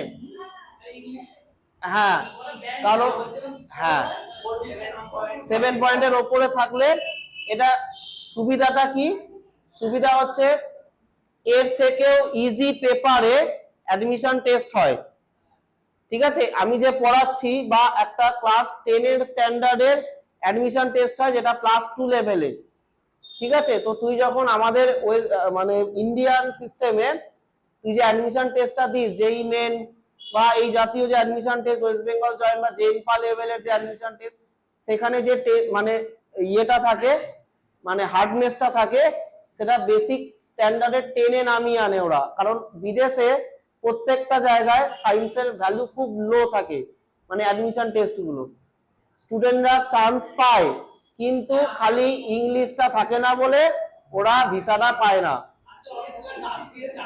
ঠিক আছে। এই দুটো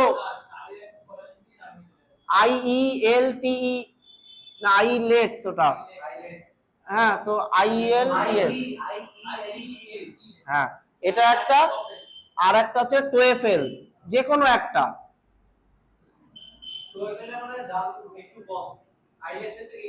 ঠিক আছে যে কোনো একটা। এটা ইংলিশের একটা টেস্ট, এটার জন্য বেশি পড়তে লাগে না, 6 থেকে 7 মাসের একটা যে কোনো একটা ভালো জায়গায় যদি তুই ইংলিশ করে নিস। এইটা যারা পড়ায় এরা সব পড়ায় না, ঠিক আছে। এটা এটা অনলাইন ক্লাস হবে, তুই এনপিটিএল এর ভালো আইআইটি প্রফেসর দিয়ে এই কোর্সটা যদি তুই করিস, তার জন্য ফ্রি। এনপিটিএল আমাদের ইন্ডিয়ান গভর্নমেন্টের ফ্রি অফ কস্টে তোকে একদম করাবে, অনলাইনে হবে, ঠিক আছে। আর 1000 টাকা দিলে মানে এনপিটিএল এ তুই পরীক্ষাও দিতে পারবি, তাহলে তোর সার্টিফিকেশনটাও হয়ে গেল, তার সাথে তুই TOEFL এর সিলেবাসটা পুরো পেয়ে গেলি। সিনসিয়ার ভাবে 15,000 টাকা খরচা করে তুই পরীক্ষাটা যদি দিস, হয়তো যদি তোর কপাল খারাপ থাকে, তুই প্রথমবারে যদি পরীক্ষা দিস, হয়তো সেটা 6 পয়েন্ট বা 7 পয়েন্টের নিচে আসলো, কিন্তু তার পরের বারে সেকেন্ড অ্যাটেম্পটে এটা ক্লিয়ার কনফার্ম হয়ে যায়, 7 পয়েন্টের উপরে চলে যায়, তুই বিদেশের ভালো ভালো ইউনিভার্সিটি গুলোতে তুই পড়তে পারবি একটা খুব ইজি এন্ট্রান্স টেস্ট দিয়ে।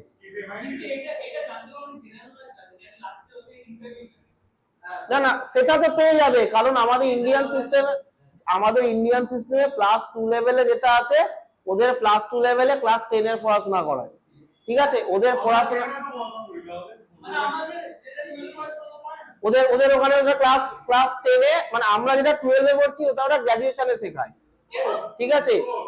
ওদের ওদের মেন ফোকাসটা থাকে পিএইচডি তে, ঠিক আছে। ওদের মেন ফোকাসটা কলেজ লেভেল গ্র্যাজুয়েশন থাকেই না, কলেজ লেভেলে ওরা যে পড়াশোনাটা করায় সেটা আমরা এখানে +2-তে অনেকটা শিখে ফেলি। তো তোর তোর এন্ট্রান্স টেস্টটা দেওয়া, তুই যে কোনো ইউনিভার্সিটির এন্ট্রান্সের পেপার ডাউনলোড করবি, তুই দেখবি এইসব ম্যাগনেটিক ফিল্ড নেই, খুব সামান্য ইলেকট্রোম্যাগনেটের কিছু কোশ্চেন আছে, খুব সামান্য ইলেকট্রিক ফিল্ডের গাউস লয়ের কিছু কোশ্চেন আছে, ডিরেকশন আছে, ব্যাস দ্যাটস অল। হ্যাঁ কিন্তু মেন যেটা তোর থেকে ওরা ডিমান্ড করবে, ইংলিশটা তুই যদি কনফার্ম করে দিস ওদেরকে, ওরা তোকে পয়সা দিয়ে ওদের দেশে পড়িয়ে নেবে, ঠিক আছে। তুই স্টুডেন্ট ভিসাটা, যেটা আমাদের এডুকেশন ভিসা, খুব ইজিলি এটা দে। এই পরীক্ষা না থাকলে তুই যতই এন্ট্রান্স টেস্ট হোক, তোকে ওই কলেজ বা ইউনিভার্সিটি যতই তোকে কোটি কোটি টাকা অফার করুক, ইন্ডিয়ান গভর্নমেন্ট তোকে ছাড়বে না, বা ওই দেশের অ্যাডমিনিস্ট্রেটিভ তোকে এখানে ভিসাটা দেবে না, ঠিক আছে। এইটা হলো একটা, মানে এটা ড্রব্যাক। ইউনিভার্সিটি পাঠাবে যখন তোর এটা থাকবে, এটা না থাকলে কোনো ইউনিভার্সিটি তোকে যদি ডাকেও তুই এখান থেকে ভিসাটা দেবে না। এরা এই পরীক্ষাগুলো দিয়ে তারপর চায়, ঠিক আছে। আজকে যতগুলো পিএইচডি করতে গেছে, তাদের যারা ইউএসএ তে গেছে, অন্য কান্ট্রিতে নয়, যাদের ফার্স্ট ল্যাঙ্গুয়েজ ইংলিশ নয়, যেমন ইসরায়েলে বহু ভারতীয় পিএইচডি করতে যায়, ওরা এই টেস্টগুলো দেয় না, কারণ ইসরায়েলের ফার্স্ট ল্যাঙ্গুয়েজ ইংলিশ নয়। ইউরোপিয়ান কান্ট্রি, জার্মানিতে এটা দেখবে না, ঠিক আছে, কারণ জার্মানির ফার্স্ট ল্যাঙ্গুয়েজ জার্মান, ঠিক আছে। ইংল্যান্ডে এটা দেখবে, ফ্রান্স দেখবে, কারণ ফ্রান্সের ফার্স্ট ল্যাঙ্গুয়েজ ফ্রেঞ্চ, কিন্তু ওরা ইংলিশটাকে খুব প্রায়োরিটি দেয়, ঠিক আছে, তো যে যে কান্ট্রিগুলো ওরা লিখে দেবে, তুই যদি পার্টিকুলার কোনো কান্ট্রির এলিজিবিলিটি টেস্ট করিস ওরা পরিষ্কার লিখে দেবে ওখানে। ইউএস এর অনেকগুলো আছে যেগুলো টোয়েফেলটা নেয় না, ওগুলো খুঁজে খুঁজে যদি বার করতে পারিস আছে, ঠিক আছে, ওরা টোয়েফেলটা দেয় না, ঠিক আছে, ওরা আরেকটা টেস্ট নেয় যেটা হচ্ছে জিআরই টেস্ট, ওটা পিএইচডির জন্য, তোর কলেজ লেভেলে ওটা দিতে লাগে না। তো তুই যদি কলেজ লেভেলে একবার ঢুকে যেতে পারিস তুই একদম পিএইচডি করে আজকে ফিরত আসতে পারবি। আর যদি তুই এখানে বিএসসি করিস এমএসসি, না তোরা তো ইউনিভার্সিটি বিআর করবে, ওরা তো ইউনিভার্সিটি বিআর করবে, ওরা ওটা দিয়ে দেবে, তোর থাকা খাওয়াতে যে টাকাটা লাগবে ওটা কলেজ আজ স্টাইপেন্ড তোকে দেবে, ঠিক আছে, তুই বাড়িও পাঠিয়ে দিতে পারবি, কিন্তু তোকে এইটা তোকে কোয়ালিফাই করতে হবে, ঠিক আছে। জাপানে এটা লাগবে না, অস্ট্রেলিয়ায় লাগবে, অস্ট্রেলিয়ায় টোয়েফেল দেখেই না, অস্ট্রেলিয়া এইটা দেখে, অস্ট্রেলিয়ায় টোয়েফেল দেখে না, অস্ট্রেলিয়া এইটা দেখে আইলেটস, ঠিক আছে। হ্যাঁ জাপানের জাপানের জাপানের ভিসা পাওয়াটা খুব চাপের, কারণ জাপান অন্য কান্ট্রিকে অ্যালাউ করে না ওদের দেশে, তুই জব টব তো পাবি না জাপানে গিয়ে কোনোদিন, ঠিক আছে, একাডেমিকটা তুই পেতে পারিস, ঠিক আছে। আর জাপানের যারা মানুষ হয় তারা খুব ভাগ্যবান, কারণ জাপানের ভিসা পৃথিবীর সব দেশে অ্যাকসেপ্টেড, যে কোনো কস্টে। জাপানে পাওয়া মুশকিল আছে, ইউএসএ যদি আগে পেয়ে যাবি, জাপানে পাবি না। জাপানে 5 বছরের ওয়েটিং লিস্ট, আরে দেখতে না পিএইচডি পরে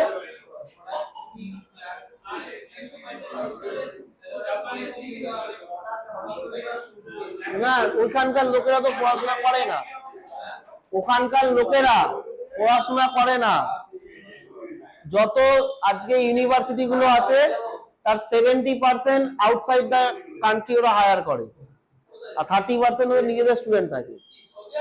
না না, यूएस বা তোর জার্মান, এদের वहाँ का पब्लिक का पास बहुत पैसा है, उन लोग पढ़ाई में ध्यान नहीं देता है।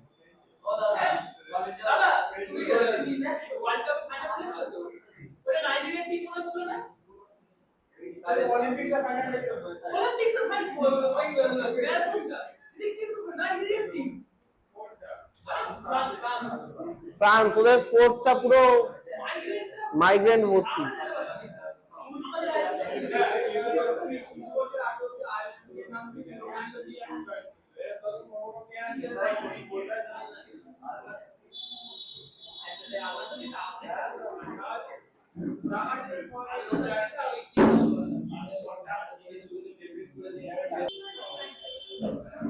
দেখ এ দেখা, তাহলে এই পার্টিকেলটা যদি স্টেবল ভাবে ঘোরে, এই পার্টিকেলটা যদি স্টেবল ভাবে রোটেশনটা দেয়, তার মানে এই দুটো ফোর্স ব্যালেন্সিং আউট করছে, একটা সেন্ট্রিফিউগাল ফোর্স, একটা ম্যাগনেটিক ফোর্স, এটা ব্যালেন্স আউট করছে, তাহলে এই পার্টিকেলটা স্টেবিলাইজ ভাবে ঘুরছে। না হলে আজকে ধর একটা ইলেকট্রন যদি নিউক্লিয়াসের চারদিকে ঘোরে, একটা ইলেকট্রন যদি নিউক্লিয়াসের চারিদিকে ঘোরে, তাহলে এই শোন, তাহলে ম্যাগনেটিক ফোর্স নিউক্লিয়াসের দিকে আর এইদিকে হচ্ছে সেন্ট্রিফিউগাল ফোর্স, তাহলে এই দুটো ফোর্স যদি ইকুয়াল হয় তাহলে ও যেমন ঘুরছে সেরকম ঘুরবে। যদি কোনো ফোর্সের ভ্যালু যদি বেড়ে যায়, ধরে নে এই ফোর্সটার ভ্যালুটা বেড়ে গেল, এই ফোর্সটার ভ্যালুটা বেড়ে গেল, তাহলে কিন্তু এরকম শ্রিঙ্ক করে যাবে, কারণ এই দিকের ফোর্সটা বেশি, তাহলে ও বেশি বেশি করে ঘুরিয়ে দেবে। আবার যদি ধরে নে এই দিকের ফোর্সটা বেশি হলো, তাহলে ও কিন্তু এরকম ভাবে সার্কুলার পাথটা বাড়িয়ে দেবে, কারণ এই ফোর্সটা বেশি, তাহলে অবভিয়াসলি ওকে ওই দিকে টেনে নিয়ে চলে যাবে। আর যদি দুটো ফোর্স ব্যালেন্স আউট করে দেয়, তাহলে ও যেরকম ঘুরছে সেরকমই ঘুরবে। তাহলে লেখ for stabilisation, for stabilised motion, stabilised বা ইকুইলিব্রিয়াম মোশন লেখ, ইকুইলিব্রিয়াম, হ্যাঁ সাম্যাবস্থায় বলে দুটো ফোর্সের ভ্যালুটা সেম করে দে, লেখ এফ সেন্ট্রিফিউগাল, বাংলায় লিখবি এফ তলায় অপকেন্দ্র, আর এফ ম্যাগনেটিক, বাংলায় লিখবি চৌম্বক বল। তাহলে এই দুটো যদি ইকুয়াল হয়,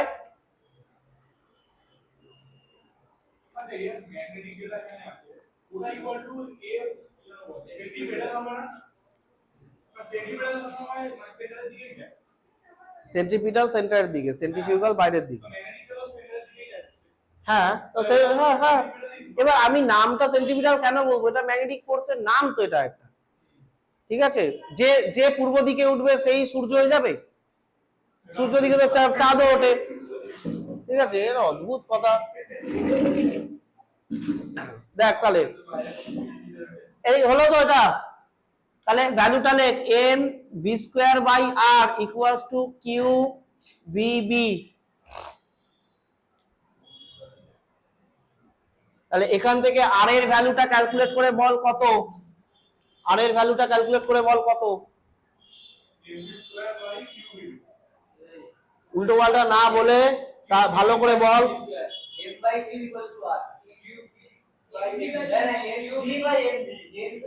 আরে ইয়ার কি মারছিস নাকি, লেখ খাতায়,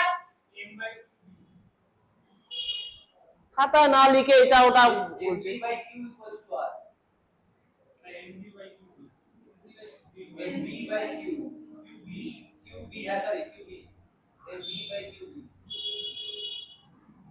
এটাকে লেখে এইভাবে,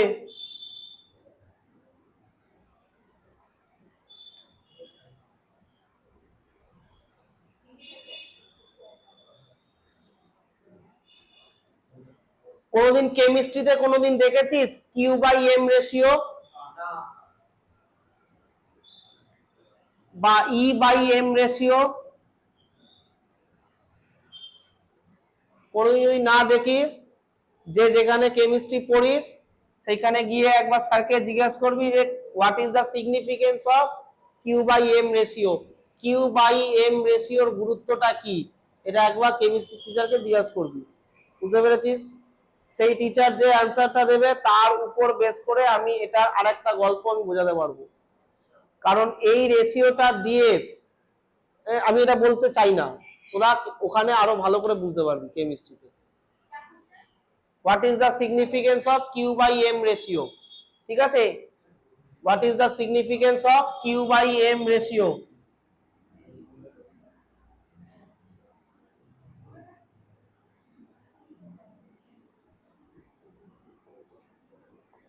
ঠিক আছে, এটা ডিপেন্ড করে আছে মলিকিউলার মাসের উপর। আমি একটা হিন্ট দিয়ে দিলাম, আজকে যে তোরা যতগুলো অ্যাটমের মলিকিউলার মাস, ঠিক আছে, যেমন সোডিয়ামের মলিকিউলার মাস কত, 23, ক্লোরিনের, এইগুলো কি করে ক্যালকুলেট করা হলো সেটা এই এক্সপেরিমেন্টটা থেকে বোঝা যায়। এবার কি করে বোঝা যায় ওটা একবার স্যারকে জিজ্ঞেস করবি। বুঝতে পারলি? মানে তুই বুঝতে পারছিস না এইটা কতটা একটা পুরনো জিনিস আর ইম্পর্টেন্ট জিনিস, ঠিক আছে। যত কেমিস্ট্রির কিউ, কিউ মানে চার্জ আর মাস মানে হচ্ছে পার্টিকেলের মাস, ঠিক আছে। তার মানে এখানে কে ঘুরছে, একটা চার্জ পার্টিকেল ঘুরছে, চার্জ কাদের থাকে, অ্যাটমস এর থাকে, আর ওই জন্য এটা রিলেটেড টু কেমিস্ট্রিও বটে, ঠিক আছে। আচ্ছা নেক্সট, রেডিয়াসটা বেরোলো তো, দেখ রেডিয়াসের যে ফর্মুলাটা m v by q B, এটাকে বক্স করে দে। আজকে যদি ভালো করে বোঝ, ম্যাগনেটিক ফিল্ডের স্ট্রেংথ বাড়ানো হয় তাহলে রেডিয়াসটা ছোট হবে তো, ঠিক আছে। ম্যাগনেটিক ফিল্ডের স্ট্রেংথ বাড়িয়েও আজকে সান 27 কিলোমিটারের একটা রেডিয়াস খুঁজে পেয়েছে, তার মানে কতটা হিউজ ম্যাগনেটিক ফিল্ড দিলে আজকে রেডিয়াসটা, আমি যত রেডিয়াস বাড়াবো আমার খরচা বাড়বে, হ্যাঁ কি না? কারণ আমাকে এই পুরো টানেলটা তৈরি করতে হবে, যে টানেলের মধ্যে দিয়েও ঘুরবে। তাহলে আমি চাইবো সবসময় যে ম্যাগনেটিক ফিল্ডের স্ট্রেংথটা বাড়িয়ে এই জিনিসটাকে আমি ছোট করার চেষ্টা করি, ঠিক আছে। তাতেও সার্ন কিন্তু আর্থের ম্যাগনেটিক ফিল্ড, সার্নের যে ম্যাগনেটিক ফিল্ড সেটা হচ্ছে 8.3 টেসলা, আর সার্ন আর আমাদের আর্থের ম্যাগনেটিক ফিল্ড হচ্ছে 10⁻⁻⁶ টেসলা। তো 10⁶ টাইমস হিউজ ম্যাগনেটিক ফিল্ড কিন্তু সান প্রোভাইড করে, তাতেও সানের রেডিয়াসটা 27 কিলোমিটার বেরিয়েছে। ঠিক আছে, এই 10⁶ টাইমস ম্যাগনেটিক ফিল্ড প্রডিউস করার জন্য কারেন্টের ভ্যালু সানকে রাখতে হয় 100 কিলো অ্যাম্পিয়ার। ঠিক আছে, আর এই হিউজ অ্যামাউন্টের কারেন্ট যদি কোনো মেটালের মধ্যে দিয়ে ফ্লো করে তবে ওই 10⁶ টাইমস ম্যাগনেটিক ফিল্ড তৈরি করা হয়। আর এই হিউজ অ্যামাউন্ট যদি মেটালের মধ্যে দিয়ে ফ্লো করে, জুল হিটিং এ মেটালটা সঙ্গে সঙ্গে মেল্ট ডাউন হয়ে যাবে। তার জন্য লিকুইড হিলিয়াম ওই তারের চারপাশে একটা সেন্ট্রালাইজ ভাবে লিকুইড হিলিয়ামকে রাখা থাকে, যাতে ওই কারেন্ট ফ্লো করার জন্য টেম্পারেচার যেন মেনটেন থাকে। লিকুইড হিলিয়ামের টেম্পারেচার অলমোস্ট 2 কেলভিনের কাছে, মানে -271 ডিগ্রি সেন্টিগ্রেড। ঠিক আছে, এতটা কম টেম্পারেচার মেনটেন রাখা থাকে, এবং তার কস্টিংটা কতটা বেশি তুই ভাব তাহলে। এবং এইটা একটা দেশ মিলে স্পন্সর করে না, 199টা দেশ আছে যারা এই সানটাকে স্পন্সর করে। ঠিক আছে, আমাদের ইন্ডিয়ান সরকারও প্রত্যেক বছর বাজেটে, সায়েন্সের বাজেটে এই টাকাটা ওদের ওখানের জন্য বরাদ্দ করা থাকে। ঠিক আছে, এইসব খবরগুলো পাবলিকের সামনে আসে না। ঠিক আছে, যেগুলো আসা দরকার সেগুলো আনে না। যাই হোক, এগুলো এগুলো ওয়েবসাইটে সব দেওয়া আছে। ঠিক আছে, এইগুলো বললে মিডিয়া ইন্টারেস্টেড নয়।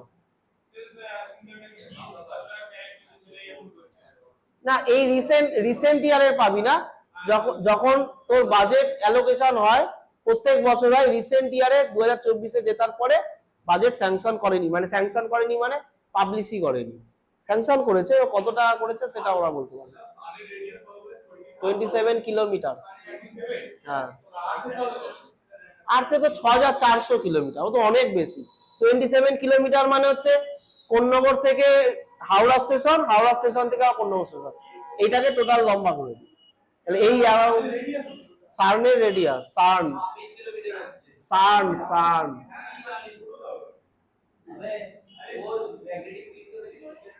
এইটা, হ্যাঁ, এইটা মাটির তলায় 1 কিলোমিটার গভীরে বানানো আছে। মাটির তলায় 1 কিলোমিটার ডাউনে এটা বানানো আছে।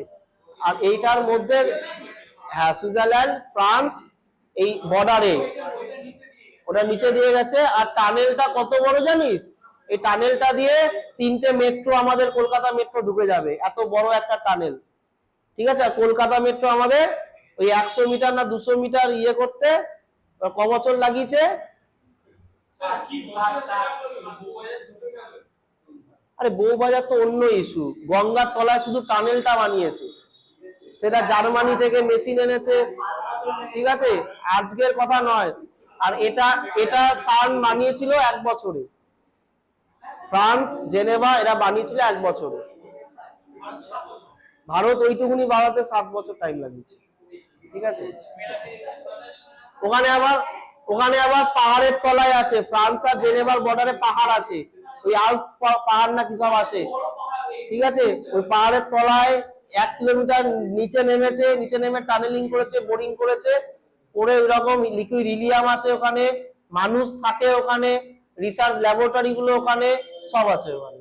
তুই দেখবি ইউটিউবে ব্লগ আছে এটা। ঠিক আছে, এটার ইউটিউবে ব্লগ আছে, সার্নের ব্লগটা আছে, দেখিস। মানে নর্মাল লোক, সায়েন্টিস্টরা যায়, যারা যে স্টুডেন্ট গুলোর অ্যালোকেশন থাকে, ওরা ডেটা পয়েন্ট নিয়ে আসে, তো ওরা যায়, ওরা ব্লগ করতে করতে যায়।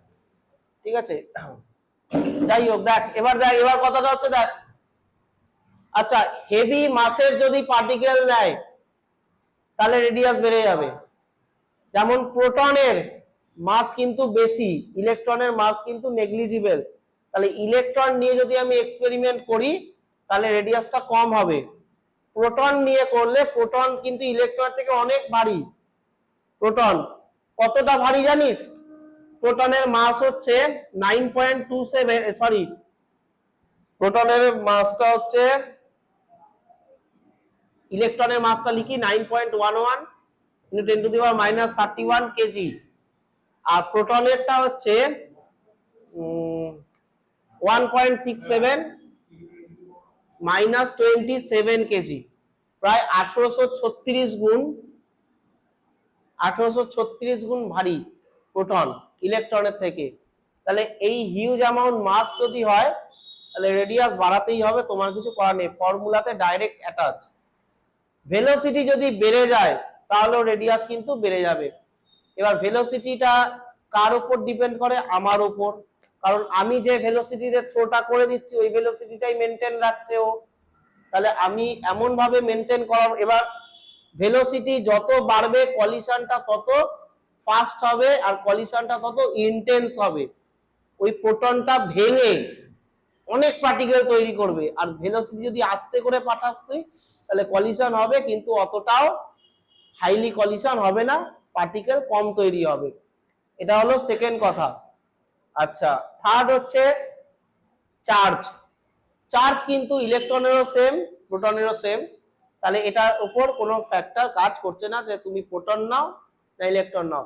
এবার কোশ্চেনটা হচ্ছে, এই পুরো যে ঘটনাটা বললাম, নিউট্রন, ভালো করে বুঝবি, নিউট্রন কোনো রেজাল্ট শো করবে? পুরো আজকে যতটা গোটা টপিকটার আন্ডারে, হ্যাঁ বল, তার মানে নিউটনের চার্জ কত?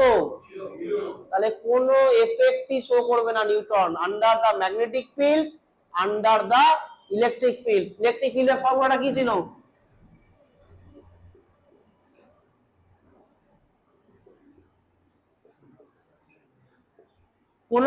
কোন ফোর্সের আন্ডারে নিউটন কাজ করবে? নিউটনকে তুই কোনো ফোর্স দিতে পারবি? দিতে পারবি না। ওই জন্য নিউটনের থিওরিটিক্যাল প্রেডিকশন 1836 সালে রাদারফোর্ড করে দিয়ে গেছিল। ঠিক আছে, নিউটনের থিওরিটিক্যাল প্রেডিকশন যে ওখানে একটা নিউট্রন থাকতে পারে, এই প্রেডিকশনটা থিওরিটিক্যালি 1836 সালে করে দিয়ে গেছিল রাদারফোর্ড। জেমস চ্যাডউইক 1932 সালে নিউটনকে প্র্যাকটিক্যালি খুঁজে পেয়েছে। কারণ নিউটন কোনো ফোর্সের কাজই করে না, কারণ নিউটনের চার্জ জিরো। তার মানে নিউটন কোনো স্টার্ক এফেক্টও দেখায় না, নিউটন কোনো জিম্যান এফেক্টও দেখায় না। আচ্ছা, সেকেন্ড কথা, ইলেকট্রন আর প্রোটনকে কি করে আইডেন্টিফাই করেছিল? আমি যখন এরকম ম্যাগনেটিক ফিল্ড সুইচ অন করব, ভালো করে বুঝে নে, আজকেই বুঝিয়ে দিচ্ছি। যখন ম্যাগনেটিক ফিল্ড সুইচ অন করব, ইলেকট্রনের চার্জ নেগেটিভ থাকি না, আর প্রোটনের চার্জ পজিটিভ। তার মানে এই এক্সপ্রেশনে যদি কিউ নেগেটিভ হয়ে যায় তাহলে আরটা নেগেটিভ, আর এই এক্সপ্রেশনে যদি কিউটা পজিটিভ হয়ে যায় তাহলে আর পজিটিভ, নাকি না? তার মানে ইলেকট্রন যে রেডিয়াসে ঘুরবে প্রোটন সেই দিকে রেডিয়াসে ঘুরবে। ইলেকট্রন ঘুরতে শুরু করলো এই দিকে আর প্রোটন ঘুরতে শুরু করবে উল্টো দিকে, তখনই আমি আইডেন্টিফাই করে নেবো ওখানে প্রোটন ঘুরছে আর এখানে ইলেকট্রন। আর একটা ব্যাপার, ইলেকট্রন যে হালকা আর প্রোটন যে ভারী, এটা ওরা পেলো কি করে? দেখ, মাসের ওপর রেডিয়াস ডিপেন্ডেন্ট, তাহলে যার মাস কম তার রেডিয়াস ছোট, তার মানে ইলেকট্রন যেদিকে ঘুরেছিল তার রেডিয়াসটা ছোট। ঠিক আছে, আর প্রোটনের মাস বেশি, রেডিয়াসটাও বেশি। তাহলে এইটা যদি আমি আইডেন্টিফাই করে নিতে পারি তাহলে আমি বলবো তো এখানে প্রোটন ঘুরছে এখানে ইলেকট্রন ঘুরছে। এইভাবে ইলেকট্রন আর প্রোটনকে ফাইন্ড আউট করেছিল। কারণ আমরা যে ইলেকট্রনকে ক্লাস 7 বা 6 থেকে আইডেন্টিফাই করিয়ে দেওয়া হয় বাচ্চাদের, এটা এত বড় একটা জিনিস, জাস্ট আইডেন্টিফিকেশনটা। তাও তুই এই এক্সপেরিমেন্ট থেকে ইলেকট্রনের মাস কত প্রোটনের মাস কত বার করতে পারবি না, কারণ তুই মাসও জানিস না, চার্জের ভ্যালুও জানিস না। তোর কাছে এইটা হয়তো জানা যে স্পিড অফ ইলেকট্রন কত, ম্যাগনেটিক ফিল্ডের ভ্যালু জানা যে কত তুই ম্যাগনেটিক ফিল্ড সুইচ অন করেছিস, রেডিয়াসটাও জানা কারণ তুই রেডিয়াসটা মেপে নিতে পারবি। কিন্তু দেখ, তুই জানিস না মাস আর জানিস না চার্জ, ক্যাটাগরিটা জানিস যে ইলেকট্রনটা নেগেটিভ ক্যাটাগরি, প্রোটনটা পজিটিভ ক্যাটাগরি। তাই তুই এখনো পর্যন্ত তুই এত ক্লাস 2 লেভেলে চলে এসেও ইলেকট্রনের মাস কি করে ক্যালকুলেট করা হয়েছিল আর প্রোটনের মাস কি করে ক্যালকুলেট করা হয়েছিল বা চার্জটাই বা আইডেন্টিফাই করলো কি করে চার্জটা আমি তাও তো বলে দিলাম এটা, কিন্তু মাসটা দেখ এখনো তুই বার করতে পারবি না, আর চার্জের অ্যামাউন্টটাও তুই এখনো বার করতে পারবি না। পারবি কিউ এর ভ্যালুটা কত এখান থেকে বার করতে? তোকে তো বলে দেওয়া হয় যে ইলেকট্রনের চার্জ এত, প্রোটনের চার্জ এত। ঠিক আছে, তার মানে তুই এখনো কতটা পিছিয়ে আছিস। কোথায় মাস জানিস? সেটা ফার্স্ট টাইম জেনেছিলি কিভাবে? কেউ তো একজন জেনেছিল, সে তোকে বলেছে, তাহলে সে জানলো কি করে? না, যখন যখন পার্টিকেল, যখন প্রথম বলা হয়েছিল যে matter is consist of electron and proton, যে ম্যাটারের মধ্যে নিউক্লিয়াসে অ্যাটম থাকে, মানে অ্যাটমে নিউক্লিয়াস থাকে, সেই নিউক্লিয়াসটা পজিটিভ হয়, অ্যাটম আর বাকি যে সারাউন্ডিংটা হয় নেগেটিভ, সেটা রাদারফোর্ডের মডেল থেকে উঠে এসেছিল। অ্যামাউন্ট গুলো কোনোদিন বলেছে তোকে রাদারফোর্ড? কারণ রাদারফোর্ড নিজে অ্যামাউন্ট কোনোদিন বলতে পারেনি, ঠিক আছে, বোরও বলতে পারেনি। বোর এসে গেছে মানে 1911, ঠিক আছে, তার মানে তখনও তখনও একটা, হ্যাঁ, কোয়ান্টাম আসার পরে এগুলো ক্লিয়ার হয়েছে। তখনও অ্যামাউন্ট কত, প্রপার আইডেন্টিফিকেশন, এগুলো কিন্তু তখন। নিউট্রন তো আরো ডেঞ্জারাস, কারণ নিউট্রনকে তুই কখনো ম্যাগনেটিক ফিল্ড, ইলেকট্রিক ফিল্ড দিয়ে নড়াতেই পারবি না। কেউ যদি না নড়ে তাহলে তুই তাকে আইডেন্টিফাই করবি কি করে? তুই দেখবি আমাদের বায়োলজিতে যে আরবিসি, ডাব্লিউবিসি, এই প্লেটলেট, এগুলোকে কাউন্ট করা হয় কি করে? এক একটা ইয়ে দেওয়া হয়, রঞ্জক দেওয়া হয়, তাই তো। ব্লাড গ্রুপ টেস্ট করে কি করে? এক একটা রঞ্জক দেওয়া হয়, যেটা শো করে সেটা এ পজিটিভ, এরকম তো আইডেন্টিফিকেশন আছে। তাহলে এমন একটা ব্লাড গ্রুপ যে কোনো রঞ্জকে রেসপন্সই করছে না, ঠিক আছে, তাহলে সেটাকে তুই আইডেন্টিফাই করবি কি করে? তোকে তো টোপটা দিতে হবে, সে ওই টোপটা খাবে, তবে না তুই আইডেন্টিফাই করতে পারবি। ইলেকট্রিক ফিল্ড দিয়ে তুই নিউট্রনকে সরাতে পারবি? ও তো নিউট্রন যেমন পাস করছে এরকম পাস করে বেরিয়ে চলে যাবে। ম্যাগনেটিক ফিল্ড দিয়ে সরাতে পারবি? যেমন পাস করছে সেরকম পাস করে চলে যাবে। তাহলে নিউট্রনকে একটা অন্য উপায় খুঁজে পাওয়া গেছিল, সেটাও আমাদের সিলেবাসে নেই, ঠিক আছে। মানে এটা কতটা হায়ার স্টাডিজে ঢুকে যাচ্ছে ব্যাপারটা বুঝতে পেরেছিস তো? ইলেকট্রিক ফিল্ড পড়ানোর সময় আমি এত কথা বলিনি, বা electrical force F is equals two kiwi, এটাও বলার সময় আমি এত কথা বলিনি, কারণ এটা এত কিছুর উপর ডিপেন্ডই করে না, বা এটা আমার ডাইরেক্টলি কোনো অ্যাটাচমেন্ট নেই। কিউ থাকলেই এফ থাকবে, কিন্তু কোন কন্ডিশনে কিউ। আজকে তুই ম্যাগনেটিক ফিল্ড যখন কাউকে পড়াতে যাবি, তাকে যদি বলে দিস যে ভেলোসিটি 0, তাহলে ম্যাগনেটিক ফোর্স শো করবে? করবে না। সেক্ষেত্রে তুই তাকে ম্যাগনেটিক ফিল্ড দেখাতে পারবি না, ঠিক আছে। ভেলোসিটি আছে প্যারালাল, সেক্ষেত্রেও কোনো ম্যাগনেটিক ফোর্স নেই, তাহলে ম্যাগনেটিক ফোর্স কিন্তু সবাই শো করে না। তাহলে এবার কেউ যদি শো করে, তার মানে প্রত্যেকটা কন্ডিশন কিন্তু স্যাটিসফাই হয়েছে সেখানে, তাই জন্য ম্যাগনেটিক ফোর্স শো করেছে। এই যেমন এইটা বললাম, এখানে তুই দেখলি একটা পার্টিকেল বেরোনোর পরেই ঘুরে গেল, তাহলে ওই পার্টিকেলটার মধ্যে ম্যাগনেটিক ফিল্ডের প্রত্যেকটা প্রপার্টি, অ্যাঙ্গেল, সেগুলো মেজারমেন্ট ঠিক আছে বলেই আজকে এটা ঘুরেছে, ঠিক আছে। টিভিতে যখন ইমেজ তৈরি করা হয় ইলেকট্রন দিয়ে, এটা আগেকার দিনে টিভিতে ছিল ক্যাথোড রে টিউব, সেখানে ইলেকট্রন গুলোকে ঘোরানো হতো কি করে? এই ম্যাগনেটিক ফিল্ড দিয়ে। এরকম একটা টিউব থাকতো,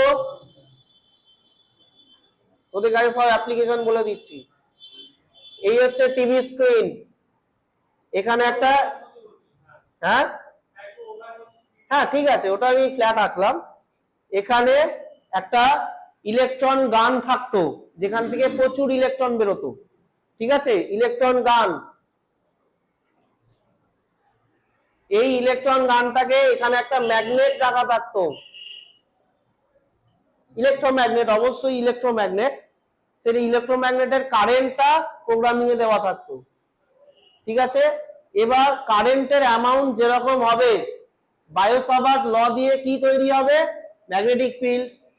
ওই ম্যাগনেটিক ফিল্ড ইলেকট্রন গুলোকে কি করবে? ঘুরিয়ে দেবে। কেন ঘোরাতে পারছে? দেখো ম্যাগনেটিক ফিল্ডের ডিরেকশন কোন দিকে? হরাইজন্টাল। আর ইলেকট্রন গুলোকে থ্রো করা হয়েছে কোন দিকে? পারপেন্ডিকুলারলি। তাহলে এই রকম কন্ডিশন হলে রোটেশন হবে তো। এই যে একদিন দেখ, তাহলে এবার ধরে নে এইখানে একটা ইমেজ তৈরি করতে হবে, এ লেটারটা তৈরি করতে হবে। তার মানে ম্যাগনেটিক ফিল্ডের স্ট্রেংথ বাড়িয়ে কিছু ইলেকট্রনকে একটু দূরে পাঠালো, তাহলে এই লাইনটা তৈরি হলো। ম্যাগনেটিক ফিল্ডের স্ট্রেংথ কমিয়ে কিছু ইলেকট্রনকে কাছে পাঠানো হলো, আর ম্যাগনেটিক ফিল্ডকে সেম রেখে কিছু ইলেকট্রনকে পাঠানো যারা সেম দিকে থাকলো।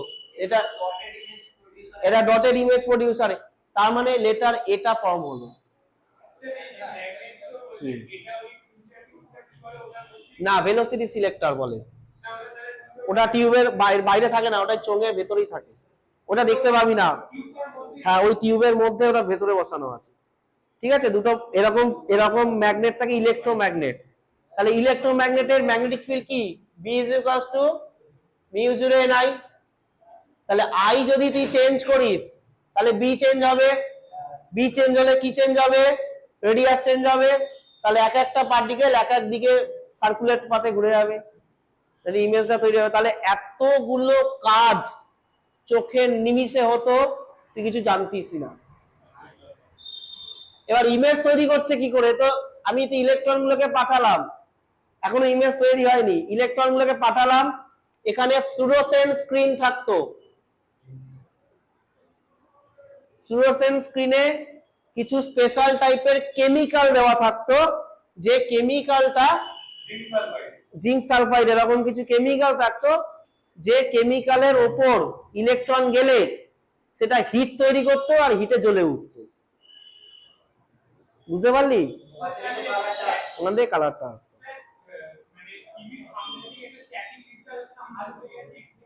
হ্যাঁ, ওটা ওই যে চার্জ গুলো গিয়ে ধাক্কা মারছে, তো চিটচিট করে আওয়াজ হয় না টিভি স্ক্রিনে এরকম করবি, তো ইলেকট্রন গুলো গিয়ে তো এখানে ধাক্কা মারছে, তাই ইলেকট্রনের চার্জ গুলো ভ্যানিশ করে যাবে। আর একটা জিনিস দেখবি বলতো, যে টিভির সামনে ম্যাগনেটকে নিয়ে যাবে না। এরকম বড় স্পিকারের ম্যাগনেট টিভি স্ক্রিনের সামনে নিয়ে গেলে তুমি গ্রিন হয়ে যেত এই স্ক্রিনটা। তো যদি কোনদিন ম্যাগনেট মানে বড় টিভি পাস কোথাও, এখন তো পাওয়া যায় না, যদি কোথাও পাস, হ্যাঁ বক্স वाला টিভি ঠিক আছে। এখন তো খুব সিম্পল টেকনোলজি, এলইডি লাইট জ্বালা। এলইডি লাইটের টেকনোলজি আবার খুব মানে সেমিকন্ডাক্টর যেদিন পড়বো সেদিন বলবো তোমার, দারুণ মানে এলইডির কনসেপ্ট। আবার একটা এলইডি দেখতে যতটা সিম্পল ওটা ততটা কমপ্লেক্স। ঠিক আছে, ওটা নর্মাল বাল্ব নয় কিন্তু একটা, ওটা এই যে এই ইলেকট্রন গুলো কোথায় গিয়ে ধাক্কা মারছে এই টিভি স্ক্রিনে, তাই ইলেকট্রন গুলো চার্জ আছে, তো চার্জটা কোথায় যাবে? হ্যাঁ, বুঝতে পেরেছিস? কোনোদিন যদি পাস এরকম বক্স টিভি, তাহলে সামনে ম্যাগনেটটা ধরিস, তাহলেই বুঝতে পারবি আর কোনো ইমেজ তৈরি হবে না ওই জায়গায়।